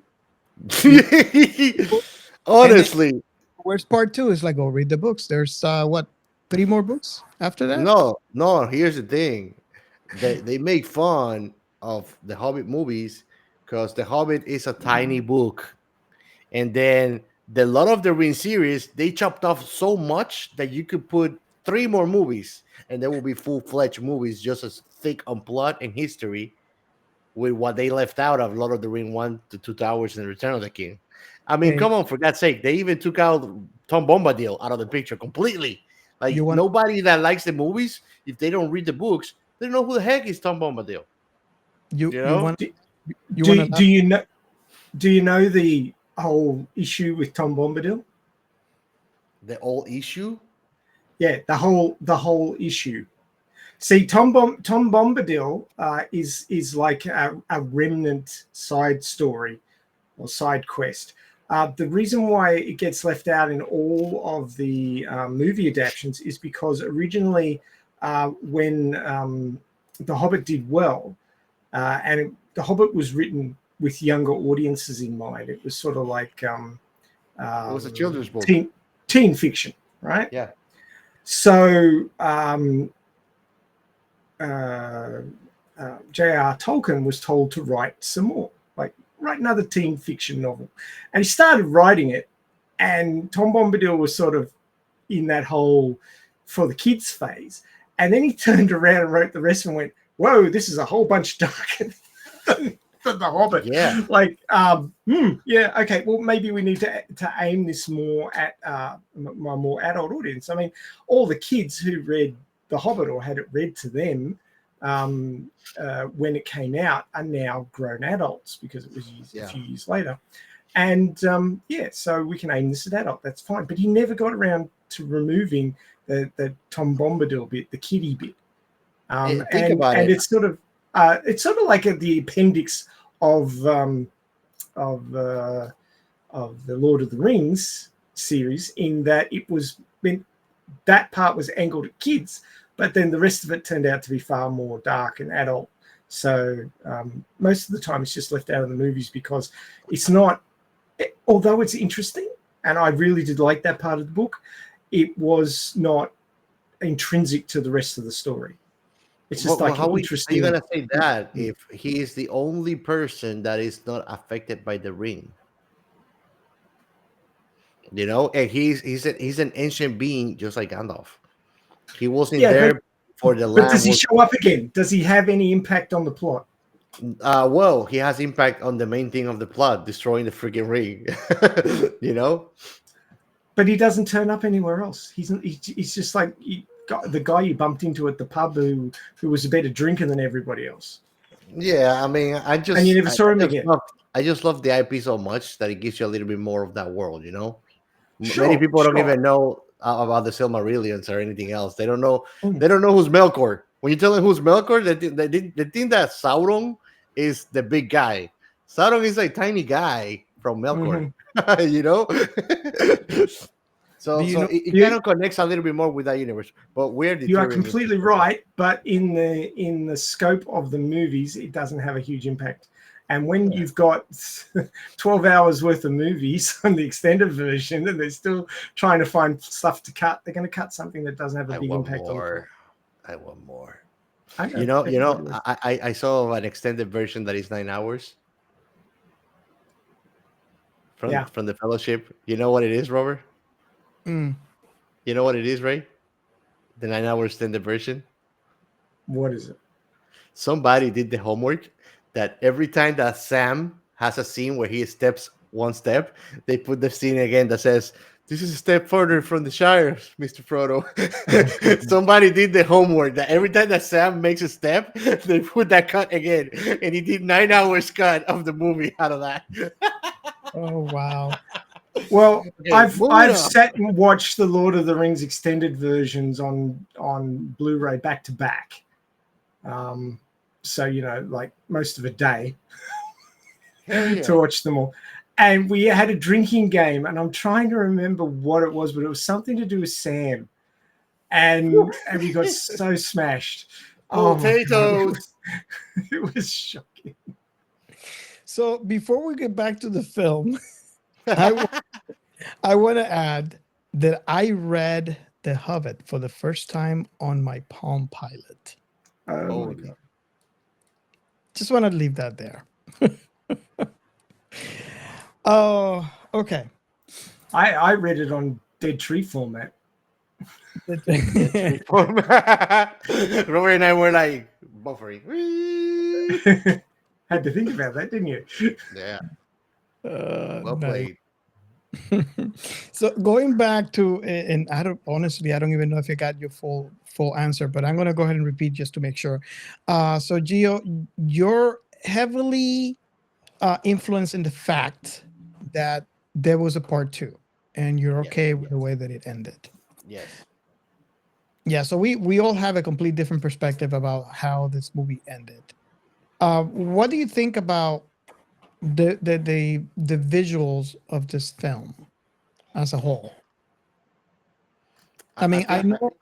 Go ahead. I think that I capitalize on the depiction of the world, the people, and characters that are outside of what's the main character. And I think that gave a bigger, richer experience to the viewer on the movie. Again, like I said before, in the older movie, it's everything very centered around Paul's life, the prince. You don't really get to see much of side character at all. It's just Paul, and then the emperor. It's very plain and back and forth. You know. Nice. Okay, and Ray, what is your thought on the visuals in this film? Oh, they're fantastic. I thought the ornithopters were a huge improvement on the other movie, but yeah, they were really good. They looked way more like dragonflies, which they were described as in the novel. But yeah, the quad wings, the beat, and the shape of the body and everything, I thought it was fantastically done. Now something I wanted to bring up, and this is partly special effects, partly what the fuck is going on here. If you remember the original movie, they had the Guild Highliners, the big ship that all of the other little transport ships flew into, and then the Guild navigators would travel without moving between planets. It would just disappear from over one planet and appear over the other, and then the ships would fly back down to the surface, which, you know, seemed all well and good. The spice enabled them to do that. You know, it was science fantasy hokery pokery. We don't know how it worked, but apparently it did. But when you look at how they represented that in this one, it was more like one of those Corinthians, you know, like the tube, like those crunchy tube things that you can eat, and there's a hole in the middle. You can see through the middle of it. If you look at the scenes where the little ships are flying out of this open piece of pipe, basically looks a bit like a piece of pipe. Mm-hmm. You can see another planet through the other end of it in a completely different space, different colors, everything. And it was more like the Guild Highliner was actually a warp gate or some sort of gate system which linked the two planets together, and the little ships would fly in one end and out the other, and then they'd be at the new planet rather than docking on board and then being transported. So I do think that the representation, from what I could tell, seemed to be different. What do you think? I really like that for some reason. And it's not something that we saw. I mean, we kind of saw it in the original, but it wasn't. It makes you wonder if it has something to do with, you know, obviously the special effects, because there is a huge difference between the two. But then again, we've seen how sci-fi concepts were, you know, displayed back in the day with so many other iconic sci-fi movies that we've seen. But I really, really like that representation on this film, on that particular, I want to call it device. What do you think, Gio? Because I mean, I know you're probably going to compare to like the There's really nothing compared to the Cowboy Bebop one because that's kind of like just a ring. Yeah. Um, I mean, if you think about the Cowboy Bebop one, you cannot see through because it takes you to hyperspace and it keeps you there throughout a long extent of time before Mhm. you make it through. It's kind of like a scanning process for security measures when you enter any orbit, and it kind of skips you from really the rough uh, the rough transition of getting into orbit. You know, but in here it's more like it's like a warp or wormhole if you think about it. Kind of what you see on Interstellar when they're going into another galaxy, that you see an orb and you can see everything reflected on the other of what's on the other side. I really like that. Being like Ray said, there's a specific moment where you could actually see through and you see the planet in the other end, and it doesn't seem like it's all. It's just all you can see is through this device because it's obviously not behind it on the film. Yeah, definitely. And I think that something that we haven't spoken about is, but uh, correct me if I'm wrong. The role that Sting does is of the nephew too, right? On Hmm. the original, and in this one we have Batista doing it, Mm. and I think that is gonna make for a hell of a battle and antagonism between him and Paul. Oh, So I'm oh yeah. sure that a kick-ass fight is coming on part two. That is gonna be one of the battles of the century in sci-fi filmmaking. You brought up a really good point there. I didn't really think about that, but that's going to be an epic battle. Oh yeah, oh yeah.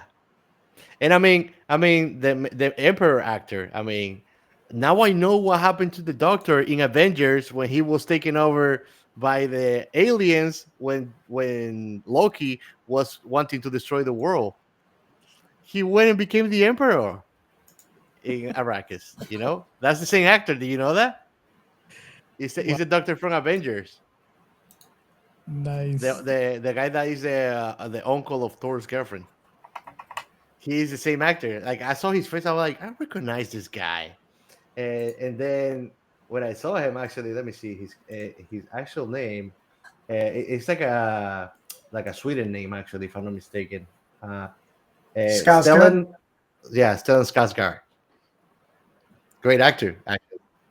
But Yeah. yeah, I think that with Batista, there's gonna be a very very kick-ass fight coming up. It's not gonna look Yeah. like Peter Pan. Told you. Do da da da. It's all I Hey, want to say to you. I had that song played in my head too. I just want to share an image here with you, just so you know what I'm talking about with Corinthians. Oh It's yes. these dessert roll things Oh, that have a chocolate lining, but then they've got a space in the middle. And it's interesting to think how the thing would work because it's almost like it has to exist in two places at once. Yes.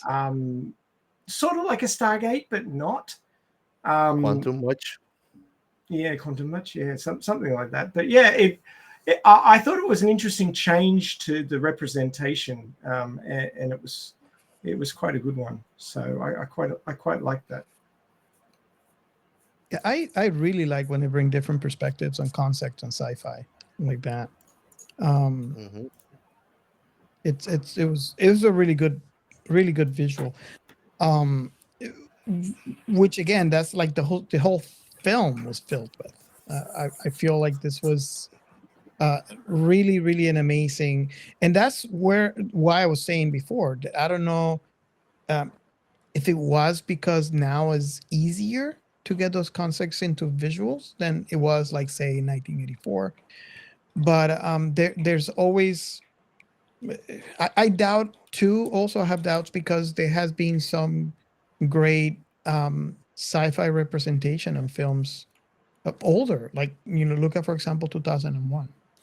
So I don't know. I'm like it's kind of catch 22 for me.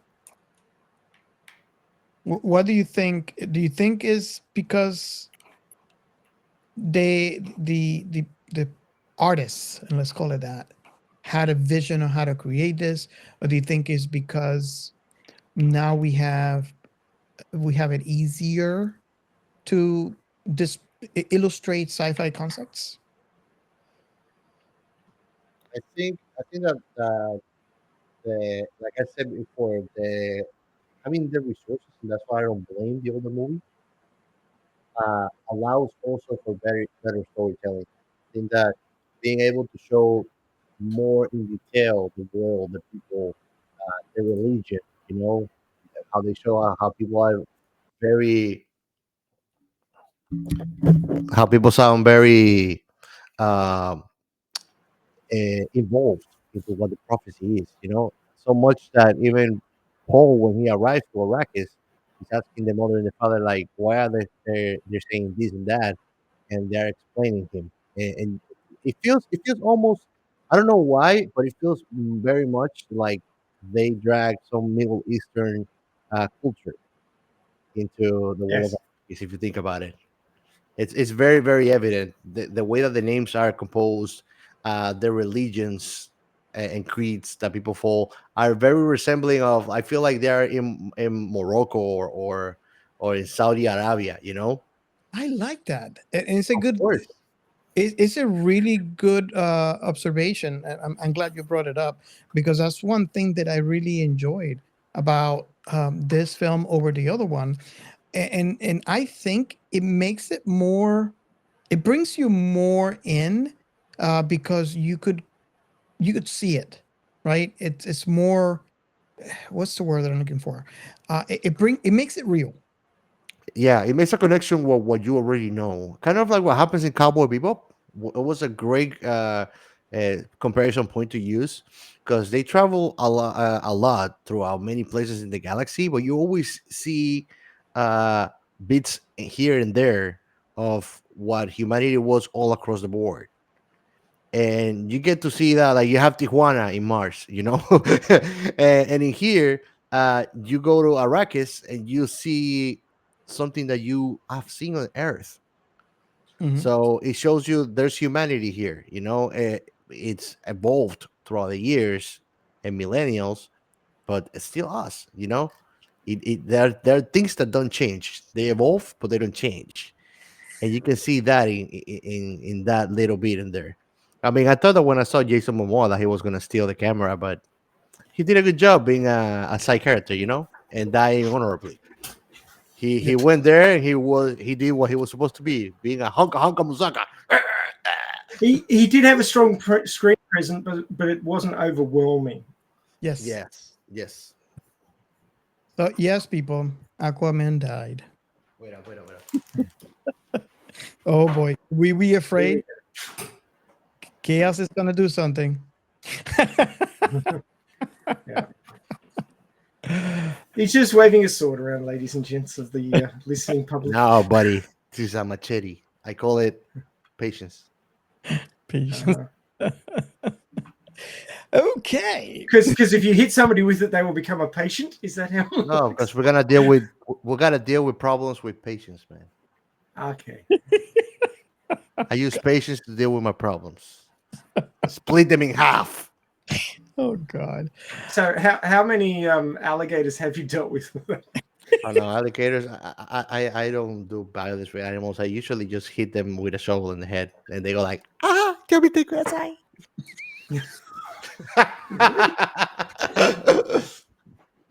Not what I was expecting, but there you go.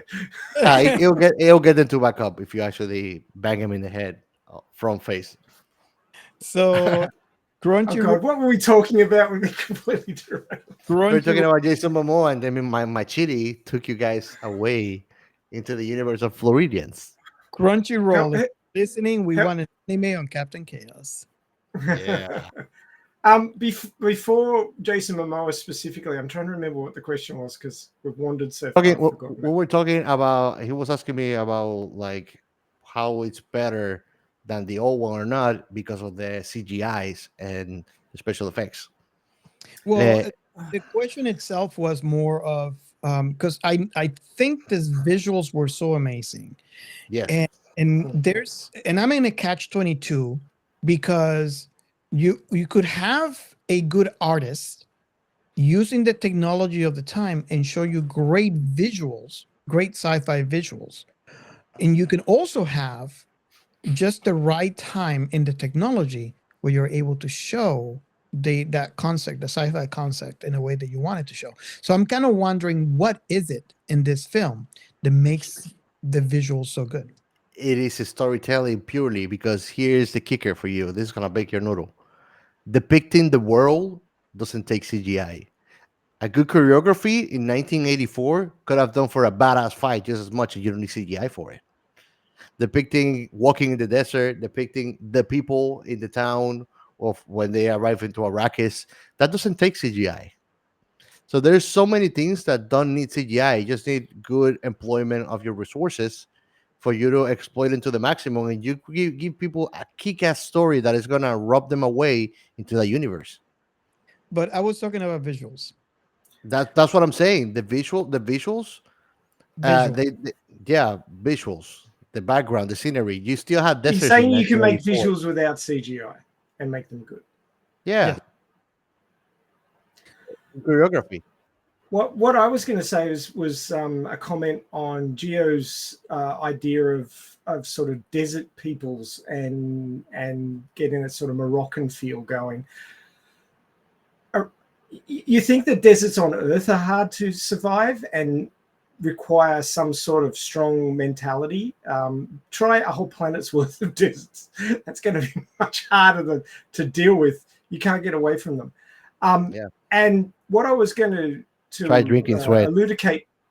What I was going to elucidate to was when you're in a really harsh environment like desert, oftentimes people, if they don't have some way of hardening their resolve, they just don't survive. And religion and prophecy and belief is often that thing that keeps people going.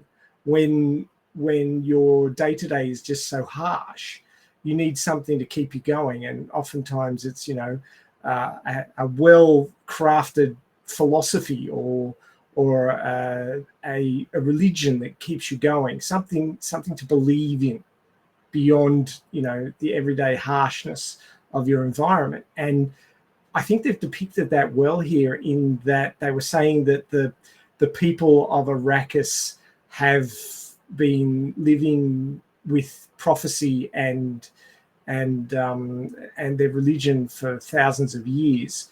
And obviously the Bene Gesserit have been there sowing the seeds of prophecy of the Kwisatz Haderach as well, because they know about that. In fact, we haven't seen any of the places in which the Fremen live yet, but they do have Bene Gesserit sisters there, at least in the novel and the previous movie, and hopefully in the sequel. Lady Jessica will become the Bene Gesserit priestess for the Fremen. So that's what happens in the book and the other movie. So I'm presuming it will happen in the future upcoming sequel as well. So these people have a strong belief system. They have a strong philosophy. And that's what you need in a really harsh environment, because if you're just going on the day-to-day and, you'll be infected by the environment, the ups and downs, then you're not going to last. You're going to break unless you have something fortifying you. And I thought it really hung together well that the people of Arrakis have that, because they need it, basically. And it makes a lot of sense that they do. And that's why it reminds you a lot of desert nomad peoples and things like that, because that's what you need in that sort of an environment. So it works. It just works. Nice. Agreed. Okay, so not sure if you guys have anything else to add. I was moving on to the last question, but just before you do, I found it really interesting, and this is something I don't remember from the book, and I know wasn't in the previous movie. But when the Imperial ecologist said to them, "Oh, yeah, this is an abandoned a weather station," they were actually building these things to terraform the planet. And then they discovered the spice and decided they didn't want the desert to go away. So the spice mining began, and Harkonnens were running the show, and they didn't give a shit about the people of the planet. So it never happened. And I thought that was really good world building, in that, you often see these mega constructions that for political reasons end up being abandoned. And I thought that was really interesting. It gave it another layer. Like I said earlier, this movie has a lot more layers than the original one did, because they had the time to explore them. Yeah. So, I don't think it's a bad thing having 2 movies worth of the story rather than one, because you get more time to explore things. And I thought this was an interesting little tidbit of world building. Yep. This movie brings the terror that I always felt of interstellar travel or going into another planet, and it's intergalactic war, which is depicted everywhere. It's Star Wars, it's The Expanse. It's any great story that has us in other planets and stars. There's always struggle of power between And- factions. And not germs. Hell, we And you know can't even what? share continents. How are we going to share Yeah. planets and star systems? And But that's the thing. That's the thing. We become bigger, but the problem is that our problems grow with us. Because, like for example, in The Expanse, there is a worldwide government. The UN governs the Earth, but then we are at war with the Belters, and we're at war with Mars. You know, and it happens. And it happens just the same in here. I think the term is shame, shit, different scale. Yep. Exactly. So you're afraid of intergalactic war and not germs from another planet? No, I think the germs are less harmful than people. I can tell you that much. It's not personal with them. Can I just fix your nomenclature? So intergalactic war is war between galaxies. Interstellar war is war between solar systems. Interplanetary war is war between planets. And what do you call, a war, a germ war, or you get Pathological war. Pathological war. Antibiotics worthy? Because the reason why I'm saying is that actually is my fear on the sci-fi intergalactic travel is you're going to find a pathogen that is just going to run wild, because it's not unique to the specific planet, and it has the potential of making coronavirus like a walk at Disney. Well, walks at Disney can be a bit harsh if the crowds are busy. Hot as a Arrakis, Yeah. Too much cement. Reflects the sun. So that's the thing. It's like, I and we had this discussion, Gio, before, when we were talking about how, like what would happen like first contact. And that would be the one thing that keeps me up at night. It's not the intentions of the alien. It's what they bring with them. Would that be our doom? And them not knowing that they're causing this. Well, that's a whole can of worms. It's a Pandora's box, because we know from our own biology that we are dependent on microorganisms. There's more genetics in the microorganisms in your gut than there is in your body. Yeah. And you are not just a human being standing there. You're a human being with a whole bunch of microorganisms. What the hell? Jim's gone wild. Where'd you get that from? Bro. You're not just you. You're you plus a big collection of microorganisms that are living inside you, in your mouth, up your nose, in your gut, around your body. We are not alone ever. You always got other life forms clinging to you, using you as a bus. Yep. All of my germs. And without them, And without them, you would not be able to digest some of your food, things that you need to survive, and you would die. So basically, we don't necessarily want to find ways to destroy all microorganisms, because if we did that, we'd die too. We rely on them and they rely on us. It's called ecology, folks. Thank you for not giving me constipation germs. Yes.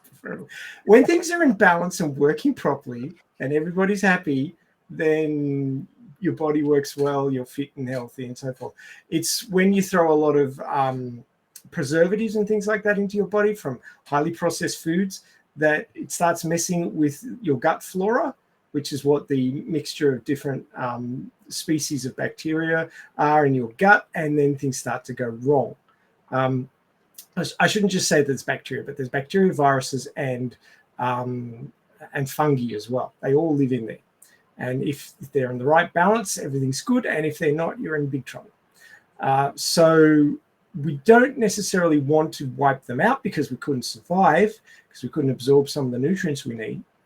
But also, when we go and visit other planets, we will take them with us. We can't help but take them with us. And presuming that other life forms, like other intelligent life forms, evolve together with their microorganisms, like we have, then they will have to bring them with them, because they can't live without them, much like we can't. Now, in the future, we may find a way to modify ourselves so we don't need them anymore and get rid of them and save ourselves a lot of hassle. But as biological organisms, as we are at the moment, we require them for life. It's just the way it is. So when we visit another planet, we would take them with us. And if they get out onto the other planet, they could cause massive pandemics and huge disease, But basically, if they find the environment, if they find success in that environment, they could destroy it, because that environment may well have no way to defend itself against this new threat. Yep, pretty much. So what Robert's saying is very true, but not only in one direction. Exactly, both directions. Great band, by the way. Awesome. Anything else anybody wants to add before I move on to our last question? I wanted to share actually this with you guys. Now that we're talking about germs, actually. Okay. I am very afraid. You shouldn't be, Robert. I never disappoint. That's what she said. Oh, wow. Oh, dear. Oh, dear. Nice. Star Wars germs, midi-chlorians. Yeah. You have a bad infection, Luke. Let me purge it for you. No. One question that I didn't get to answer, which Robert asked, and that was, what about this movie impressed you? I've got to say that the soundscape really impressed me. They did a really good job of the sounds, and it tied in well to the special effects with these massive ships, with these huge, impressive looking gangplanks, I guess you'd call them, but they were like the size of a football field, dropping down. People were like little ants on them. Yeah, that one. But it was all to impress the people they were rocking up to visit. It served no great purpose. But I mean, you got that whole question again of, they rock up on Giddy Prime, they rock up on Caladan. What's happening to the environments of these planets where you get cross-pollination of microbiological species? You could easily destroy an entire ecosystem which has no defense against something you brought from another planet where humans are living. So it's going to be another one of those, you kind of have to be careful of things. War of the Worlds kind of show you one-sided. Yeah. That scenario, but it is possible for as soon as the Harkonnen lands on Arrakis, that they would either be destroyed themselves by a pathogen or destroy all the Fremen by their Yeah. But I mean, if you think about what happened with the colonization of the New World and how smallpox wiped out huge numbers of the native population of Central and South America and North America as well. Eventually, there becomes an equilibrium, and that equilibrium may be, that a certain number of the population were resistant, and then they survived, and their numbers built up again, and everything was okay. Or it might be that, humanity moves in with their species that they're comfortable with, grains and fruit trees and all those sorts of things that they need to grow for food to survive, and they replace the ecology of that planet with something that works for them, because maybe that ecology doesn't work for them. So we don't know how the Imperium colonized planets. Did they glass the surface and then terraform it into something that humans could live in? Did they take dead worlds and turn them into paradises? Did they take paradises that didn't fit with people and trash them and turn them into what we need? Or did the people change to fit that environment? There's a whole bunch of options where, if humanity can survive in that environment, maybe it'll change and become different, and even become a completely different species at some point, because they're in a different environment. So, I mean, there's a whole lot to consider. And what we're getting from any sci-fi movie is a snapshot of where things are on any particular planet at a given time, but we don't know what the history was. We don't know if that planet was found like that. Was that planet barren and was terraformed and then had species transplanted there which humans need to survive? Was it an environment that was close to Earth, so we could modify it a little bit and then be able to live there? Or we modify ourselves a little bit and be able to live there? Or, was it a completely harsh environment that humans couldn't tolerate, and they glassed it and then terraformed it to make it somewhere where we could live because it had the right gravity and the right amount of sun or photons, however you want to represent that. But most science fiction stories never tell you that stuff. They just show you what the planet looks like at the time, because it's not integral to the story, but it is integral to how humans ended up living there, which is a much greater story, much wider, much wider scope, and something that I think these three fellows sitting here who talk about this deep sort of stuff would be into. Oh yeah. Mm-hmm. Okay, so Man, I've got them thinking now. They've shut up. look at chaos. Oh my god. Okay, so I guess we can move on to the last question, and the last Bring on question. part two. Bring on part two.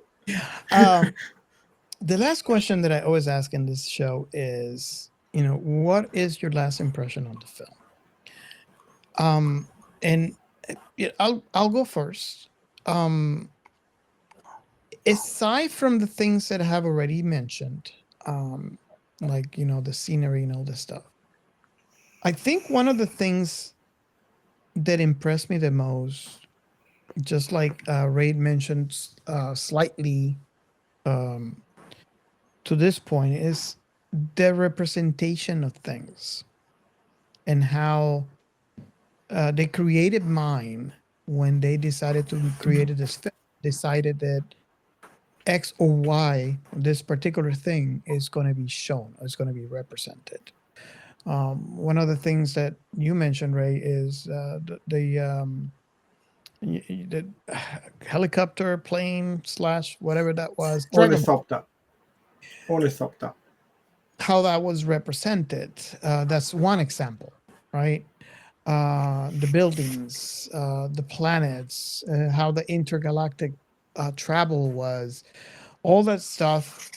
I feel it was great, and it was a good choice behind the creative mind, because I would envision that before this film was, when this film was in the creating stages, the only thing that was available, obviously, aside from the film, which I like to think that the inspiration was mainly on the books. It's kind of like the research, on doing the books and see how, which is kind of a hard thing to do, to envision, because Would you go as you're far as to suggest that they dragged from the original movie? no, no. I was just thinking about that. What I'm saying, I don't think so, though. I don't think so. But what I'm trying to say is, it's always hard, especially if you are not asking the writer of that story that you're trying to. You had to do a lot of research and see in the words, how could I represent that one thing that which actually works great, and that's what makes books great, is the fact that when you read them, you create your own vision on your Yes. mind of what that thing is, and that's why books are so good, and representing the True. story, and why some of the movies and TV shows that are based on the books failed, because most people have a specific idea of what that one thing looks like because of how they read it, and now you have someone taking creative license and representing that thing in the way they see it, and sometimes that doesn't really play well into what the other or the mass Yep. population actually see it, and that's why that failed.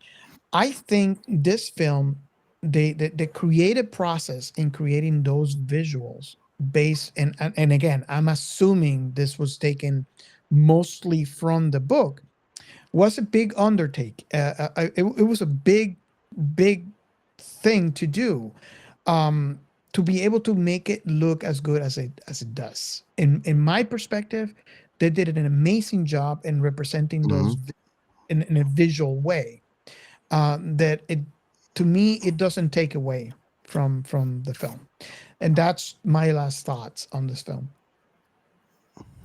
Well, I think the question that Gio asked earlier was, did they copy anything from the previous film? I think a more apt question might actually be, did they steer away from things because they were in the first film? Like, if you look at the design of the spice harvester and the carryall, in the original movie, the spice harvester looked like a little turtle with sand tires on it. The sort of the long bladed tires that, and it sort of chugged along and had a sort of a plume at the back of it, which blew out the sand which the spice had been extracted from. And the carryall looked like a flying wedge with a chunk cut out of it, sort of like the bottom of a Star Destroyer with the docking bay. It had a chunk cut out of it, and the wires came down, picked the thing up, lifted it up, and then it would just hover off. Obviously, it wasn't aerodynamic. It must have had some sort of anti-gravity system running it. Now, in the new movie, the harvester was much more chunky, and it had all these big tracked wheels on it, which I thought looked really interesting. But it didn't seem to have like some of the detail that the harvester had, that gave it that really sort of iconic look to it that the original movie had. But then the carryall was a combination of anti-gravity and lighter than air gas things that they blew up before they started carrying it, which I thought was an interesting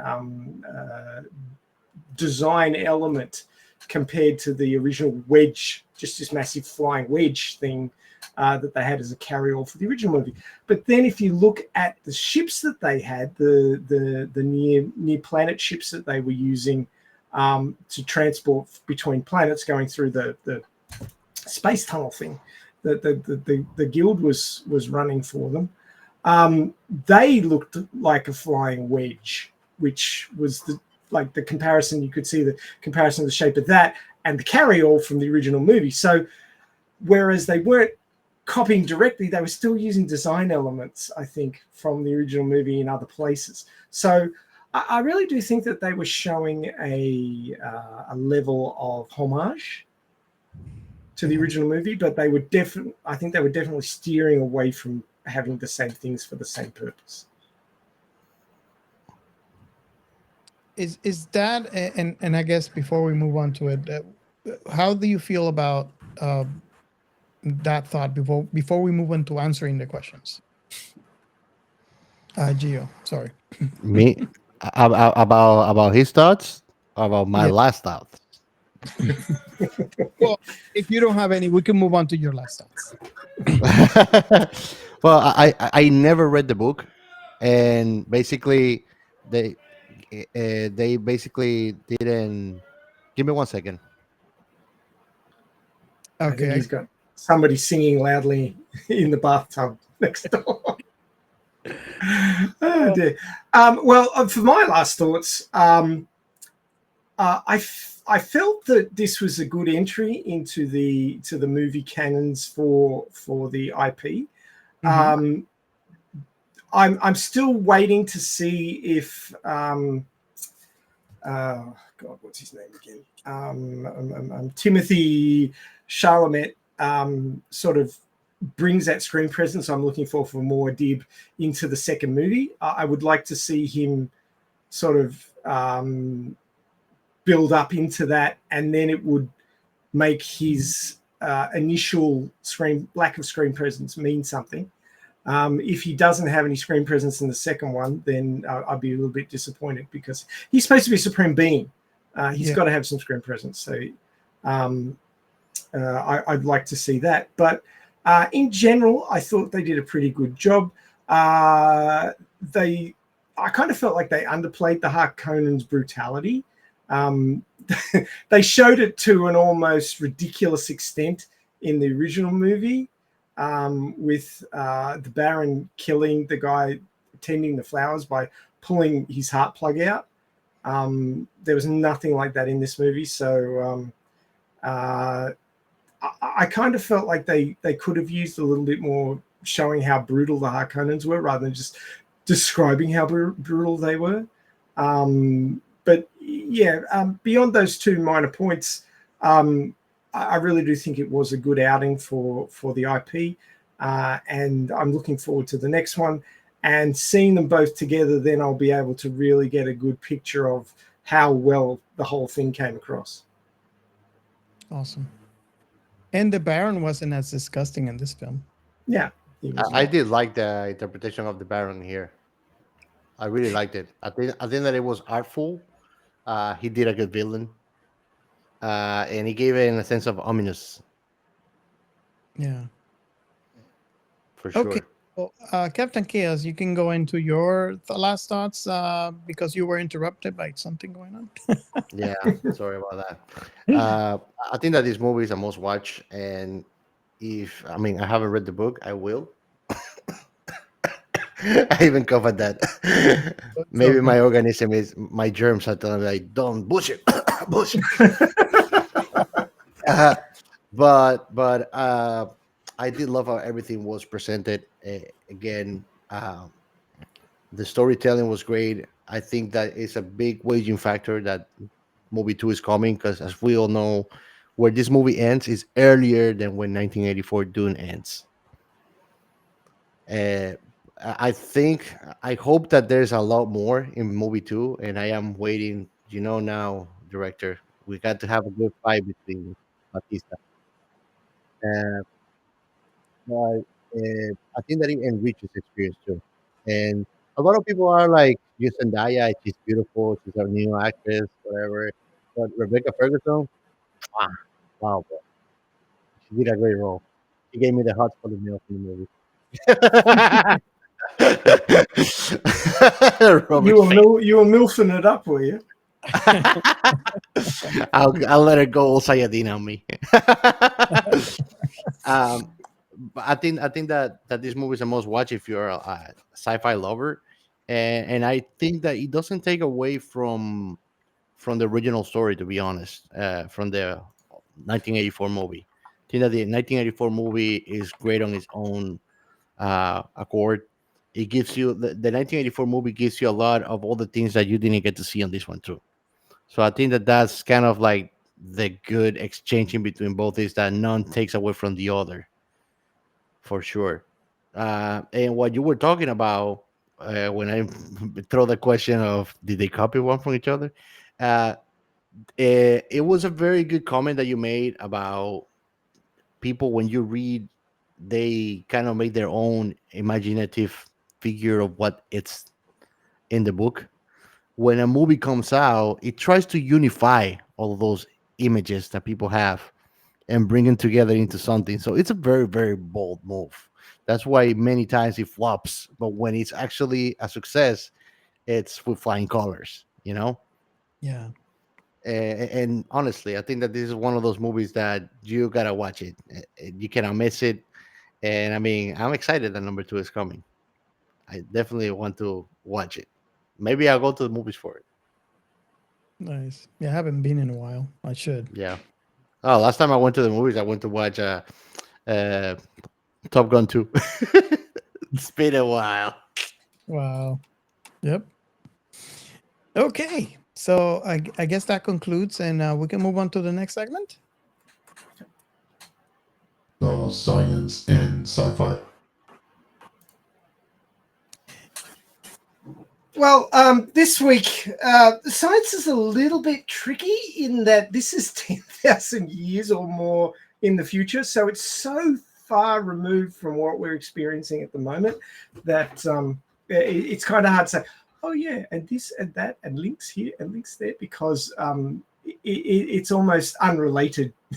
I mean, given that amount of time, would human beings even still look like they do now? This is the big question. So, but I mean, you can still kind of tie some things that we experience today into things that we saw in the movie, like survival in a desert environment.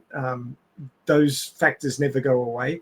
Of course, the Fremen have a whole bunch of technologies that they've worked on for thousands of years, like the still suits, the thumpers, the tent that captures the water,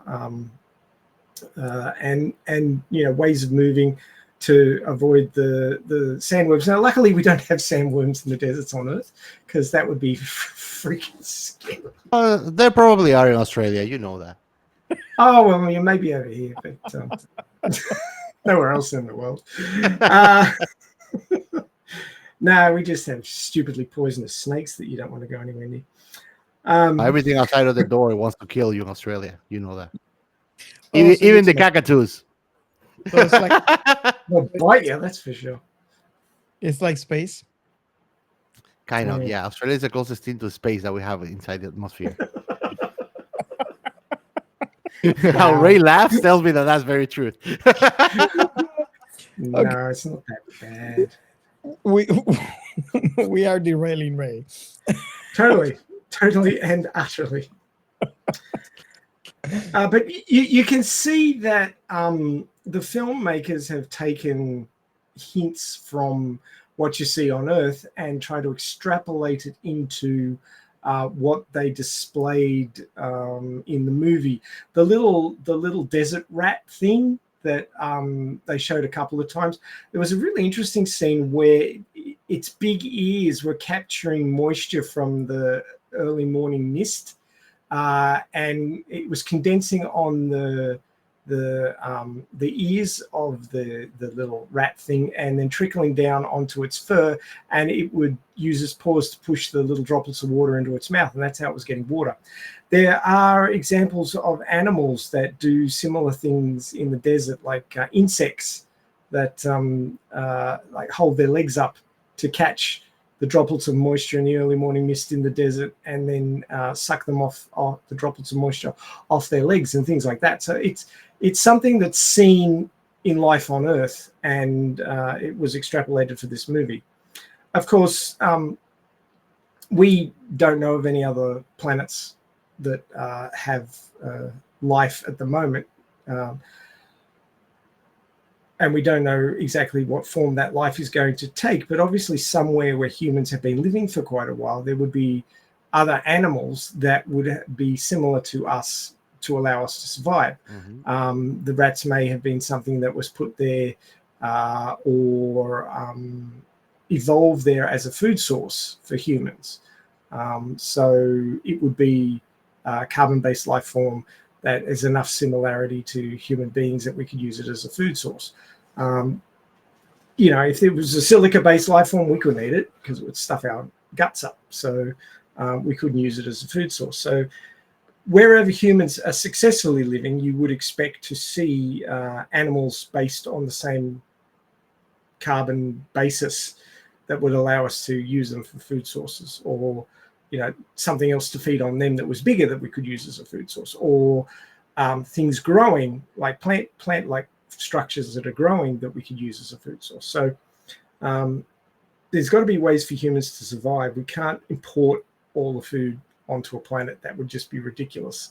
It would be far too expensive and fuel intensive sort of thing. So you've got to have something in the environment that allows people to live and survive. So there's got to be a food web, and there's got to be a carbon cycle, what they call a carbon cycle. So the carbon goes through us, we die, it goes back into the earth, it's picked up by plants and insects and things. Carbon's all moving around. So obviously when you have a steak or something like that, you're eating a cow, but some of that carbon may have once existed in a person. So you're not eating a person because the carbon's been digested and moved on, but it could have existed in a person at some point. So you're not being a what's the term? I'm trying to think of the name. Well, you're not directly eating other people, but some of the stuff that you are eating has existed in lots and lots of other different creatures and plants and various other things, and may have once existed in a person. So it's an interesting thought. And then if you go far enough back, everything that exists within you and within the things around you, in this chair, in my glasses, in this shirt, the wood over here in the cabinet, all the plastics and everything, it once existed as something else and originally existed as materials produced in the heart of a star. Yep. So we are all made of star stuff if you go far enough back. So we are always committing some kind of indirect cannibalism. Somewhat, yes. But that's how food webs work. It may creep people out, but it's what it is. So yeah, I've sort of derailed myself. That's interesting. But yeah, every animal, if it's going to be successful in its environment, has to modify either its habits or it will evolve with features of that animal that give it a better chance of surviving, of lasting until it can reproduce. That's the basis of evolution, is that there's variation in the population. Some of those individuals will have an advantage over others in a particular environment, or if the environment changes, they will have a better chance of survival, and therefore they will have a better chance of reproducing, and therefore their genes will get passed on and will become more prevalent in the population. And that's how creatures evolve, that's how they change and survive when the environment changes. So Arrakis may have been more temperate and have been a better environment many thousands of years ago. And then it ended up desertification because of maybe human action or environmental change. Maybe the sun's output changed and therefore it got more energy and it dried the place out. It's lots of possibilities. And if your environment changes, you have to change. And I'm not saying you as an individual, I'm saying you as a species. So adaptation. Yes, exactly. You have to adapt to survive, or if you don't adapt, you die. So obviously, there may have been across the world how we live in different ways depending on what region of the world we are. Actually, that's very visible. Yeah. Yes, that's exactly how it works, except on a genetic level. The genes enable you to survive will become common. And those that don't give you an advantage or give you a negative will disappear, because those individuals will die before they reproduce. So, there may have been a much bigger variety of life forms on Arrakis previously. But as the place got nastier and life got tougher, all the big animals died because they needed more water and they couldn't get it. Humans being inventive as we are, found ways around that. But animals not having the advantage of intelligence, and these guys, you wouldn't believe how important thumbs are. Seriously, you lose your thumbs, you're screwed. Basically, big toes are a hugely important part of the body as well. You lose a big toe, balance goes bye-bye. Yes, Geo. Okay, fair enough. I can see your thumb would be important for that too. But opposable thumbs was part of the reason why humans are what they are today, because it enables you to grip things. If you look at the paws of most animals, they cannot grip nothing.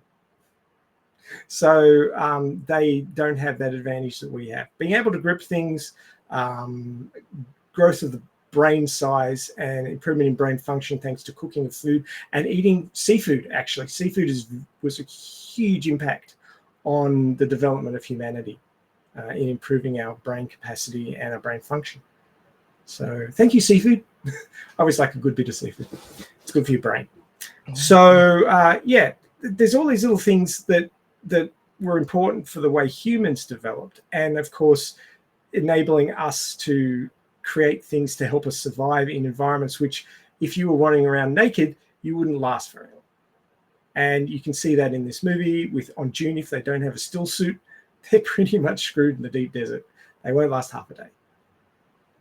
So technology as a coping mechanism is hugely important for humanity as the only intelligent species that we know of. Obviously there may be other ones out there in the universe that are doing the same thing as we are, using technology to surpass the limits of their biology. Nice. It's a very interesting topic, and I could talk on it for hours, but I'm going to shut up now and let you guys talk. I don't know. I put a couple of topics in there, and that's one of the ones that we were talking about. I find interesting when we're talking about the adaptation. There's one thing that I found when I was researching this. The Saharan silver ant, for example, it's something that is not very common or widely known. It's an ant that uses a reflective body surface to dissipate heat and avoid overheating while, going around in the hot sun. I find that a really amazing example of adaptation of a being to adapt to certain conditions, and it makes a lot of sense. And I find that really interesting. That is something that nature comes up with. Nature doesn't specifically come up with. It's not targeted. It's not design. It's happenstance. Basically, there's millions of ants in a colony. These might be ants that run around as individuals, but ants generally work in colonies, and they're often underground for a lot of the time. So if ants spent most of their time underground, or the environment wasn't as harsh, then you might get some of the ants that have this more sort of silvery reflective coating, but it would be no advantage to them. So they wouldn't increase in the population. Whereas, I say that, but it's more got to do with the queen, because the queen ant produces all the offspring. It would be a adaptation of the queen ant, which then would be passed on to the workers. If they're a colony of ants. If they're individual ants, then it would be whether or not they got to mate, much like the way humans do. But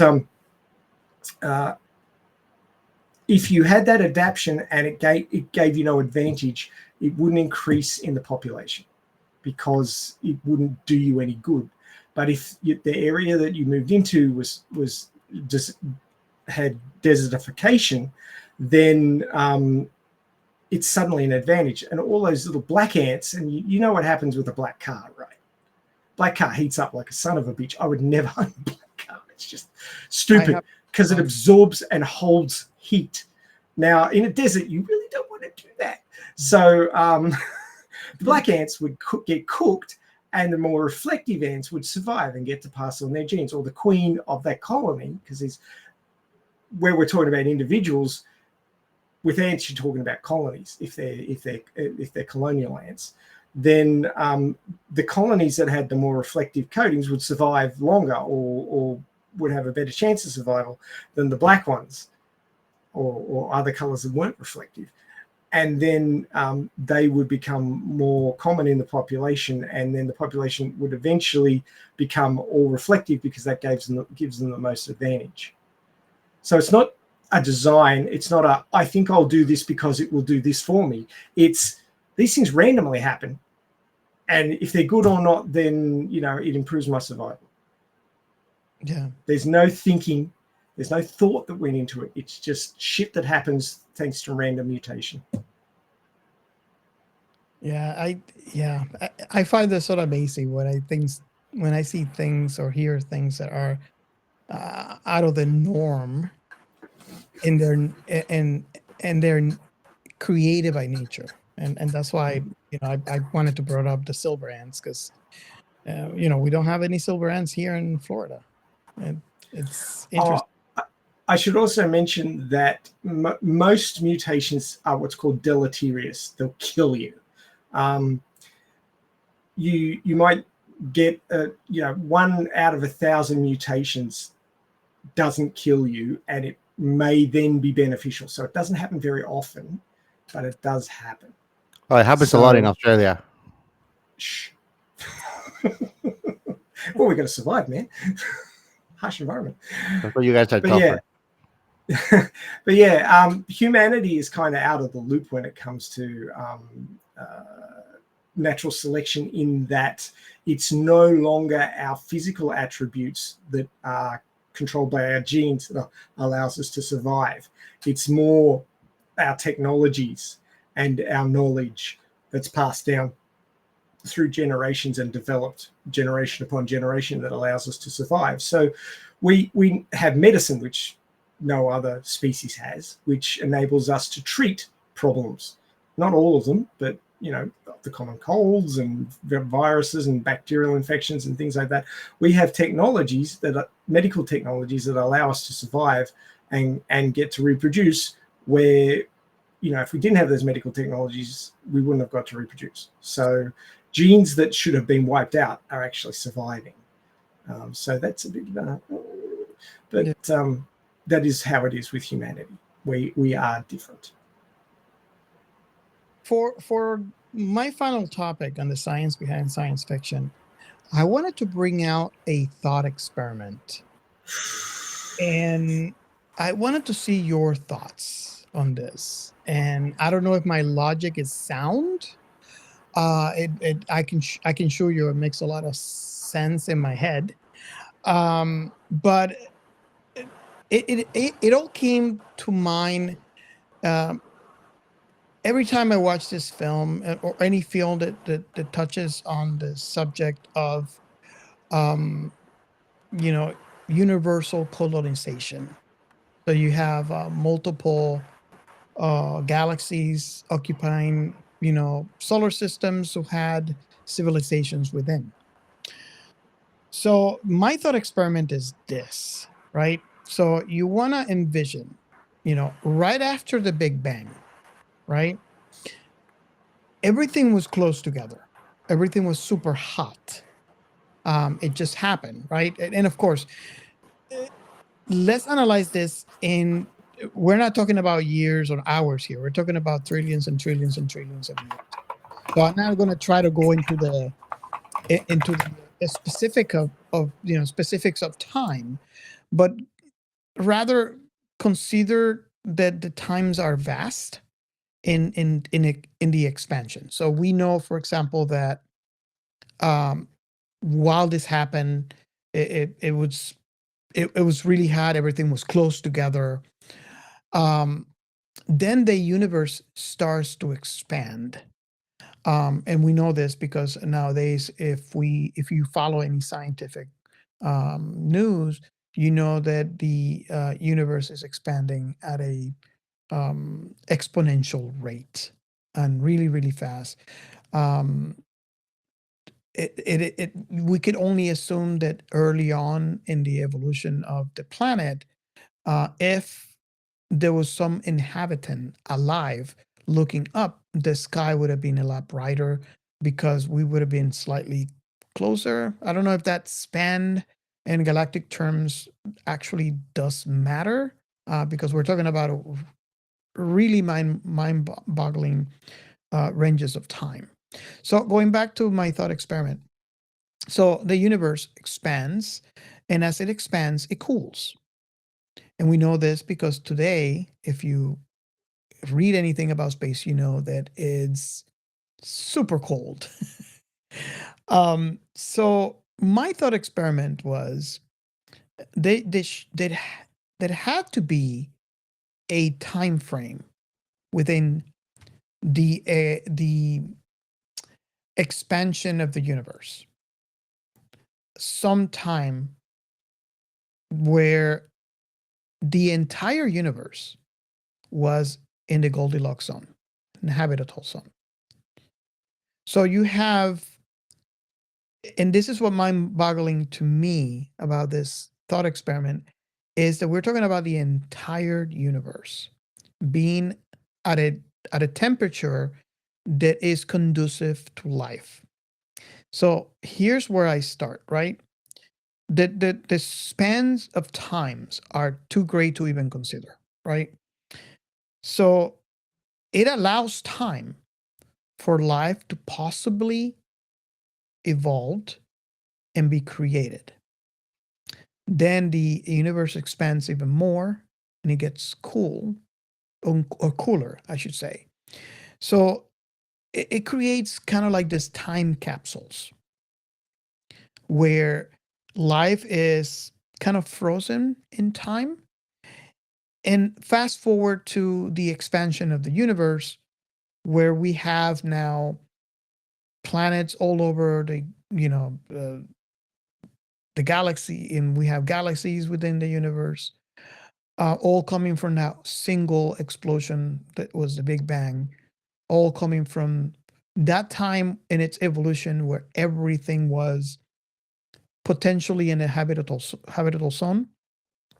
So now we potentially have life everywhere in the universe. And this is kind of like what comes to mind when I watching a movie like Dune, where you have people traveling from one place to the other, that this person is in this planet and this other person is in other planet, and there's whole civilizations. And the reason why I think about this is it, it brings home the fact that we're definitely not alone in the galaxy. And this is something that I always said. But looking at from that perspective, in my mind, using that thought experiment, it is a definite possibility that we are not alone. And the only reason why we don't see it is because of the enormous distance between us that was brought about by the expansion of the universe. Now, I know I said a lot, but I wanted to get your thoughts on that. This is something that I was thinking. Again, I'm going to say I'm not a scientist. This is a thought experiment. I don't even know how my thought process and following the step by step on this thought experiment goes, but I'm really curious to hear your thoughts on that. Well, I think that it's obvious that we're not alone in the galaxy or in all the interstellar space. There's many exoplanets that we have discovered, and there's very much likelihood that there's other intelligent forms of life. I think that we spoke about this on the previous episode too, where I think that the only thing keeping us from meeting each other is probably the distance, or maybe it's just like Star Trek, and once we discover how to get there, then they're gonna let us into the club. Yeah, they have a whole federation going on without us. The Warp One Club. Yes, and if you're not watching on YouTube, you just missed out. So my response to that is it's very unlikely that the entire universe was in the Goldilocks zone because of natural variation in temperature. I mean, you can say that the entire universe is now very cold, but there are spots where it's really, really, really freaking warm. So Yes.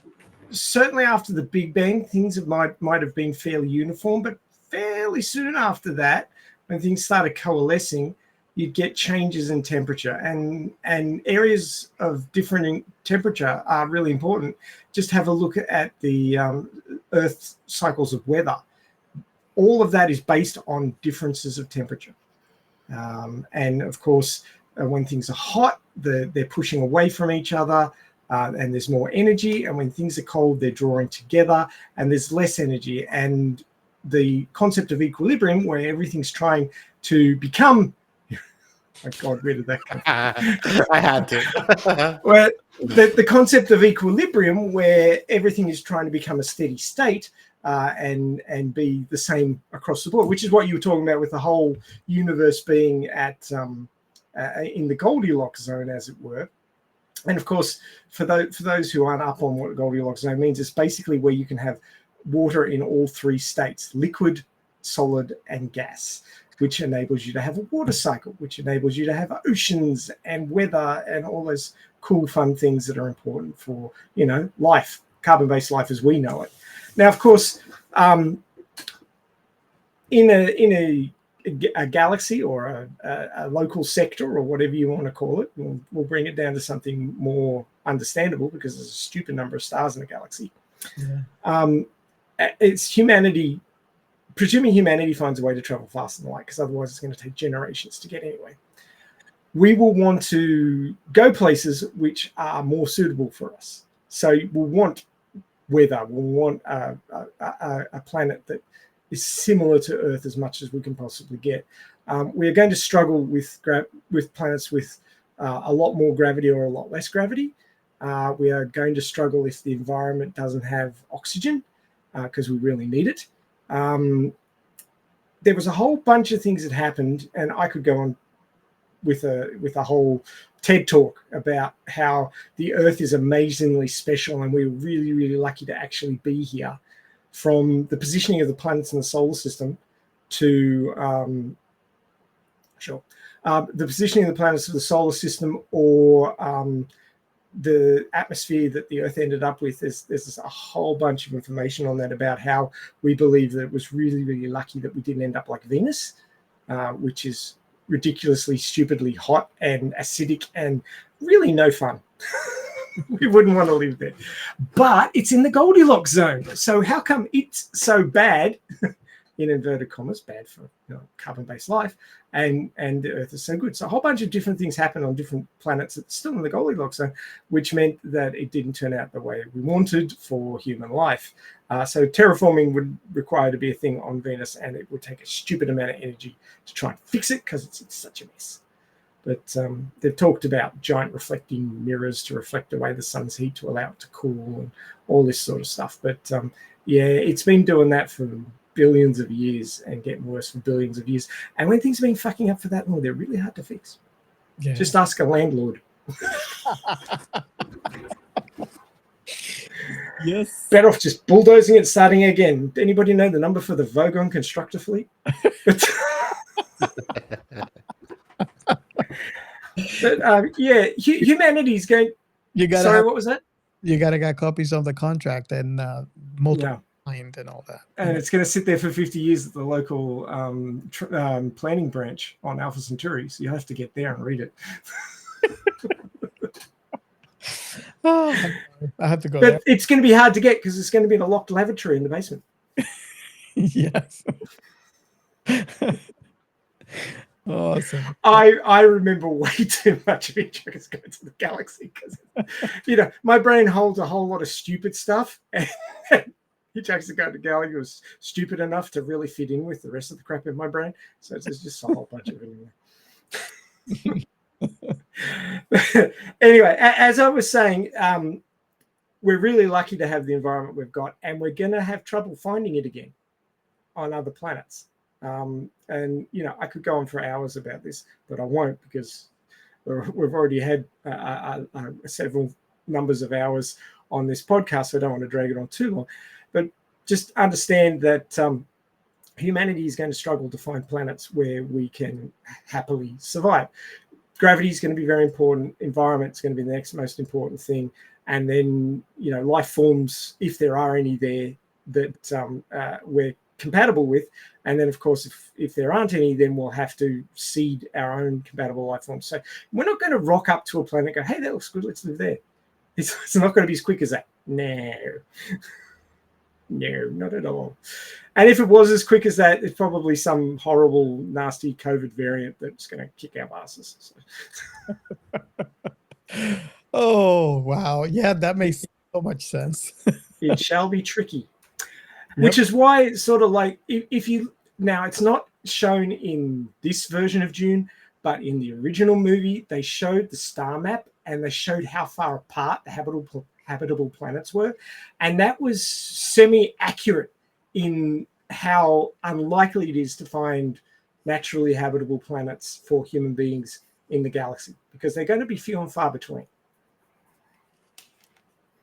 So I actually like that about the original star map for Dune in the original movie. Nice. Awesome. Okay, so anything you like to add, Gio, before we close up? Nope. I've confused the hell out of him again. Not really. I'm sorry. I was the one that confused somebody today. It was you. It was me. I get confused regularly. Oh dear. Well, we have lots of discussions like this, as you can probably imagine.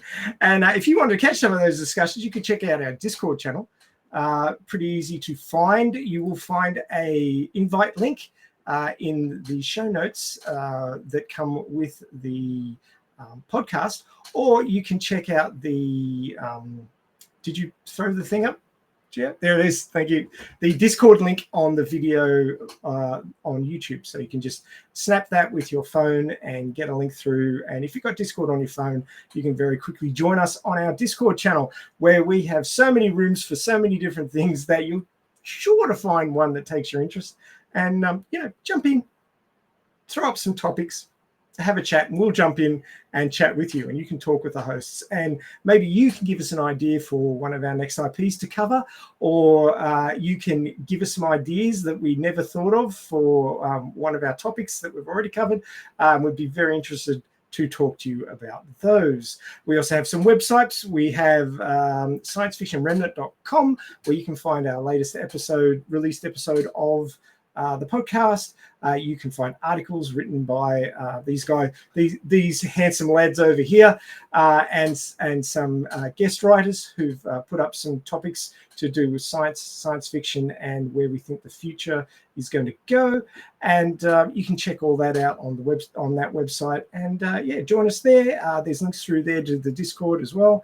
So if you want to just go to sciencefictionremnant.com, all one word, then you can check those things out and join us there. We also have a budding new website called thisisscifi.net, and that one is based around the hashtag that was created to bring lovers of all things sci-fi together. And there will be more content coming there in the near future, which you can check out, that will be of interest to those who have a wide variety of loves in the field of sci-fi. If you want to support the podcast, because this isn't free to do all the things that we do here, and Robert's been shelling out for that, but would really be helpful if you could join the Patreon program and support us. You'll get some extra little tidbits and some behind the scenes stuff there if you join that one, and would really appreciate that.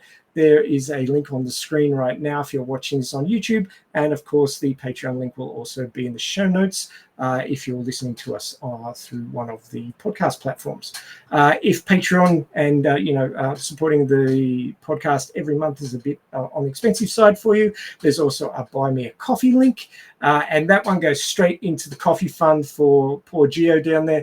Our own Captain Chaos suffers greatly from caffeine withdrawal, and it would really help us if you could buy him a coffee to keep him going, because goodness knows the show wouldn't be nearly as much fun if he wasn't derailing us every 5 minutes.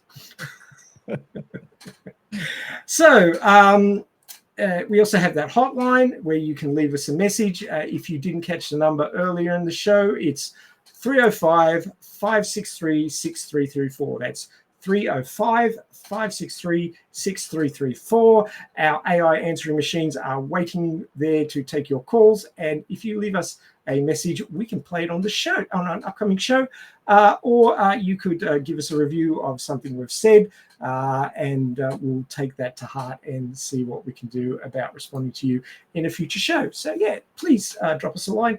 We'd be happy to hear from you. And thank you all for joining us. We do appreciate every time that you join us to listen to one of our shows. Check out our back catalogue for the IPs that you enjoy and we have already covered.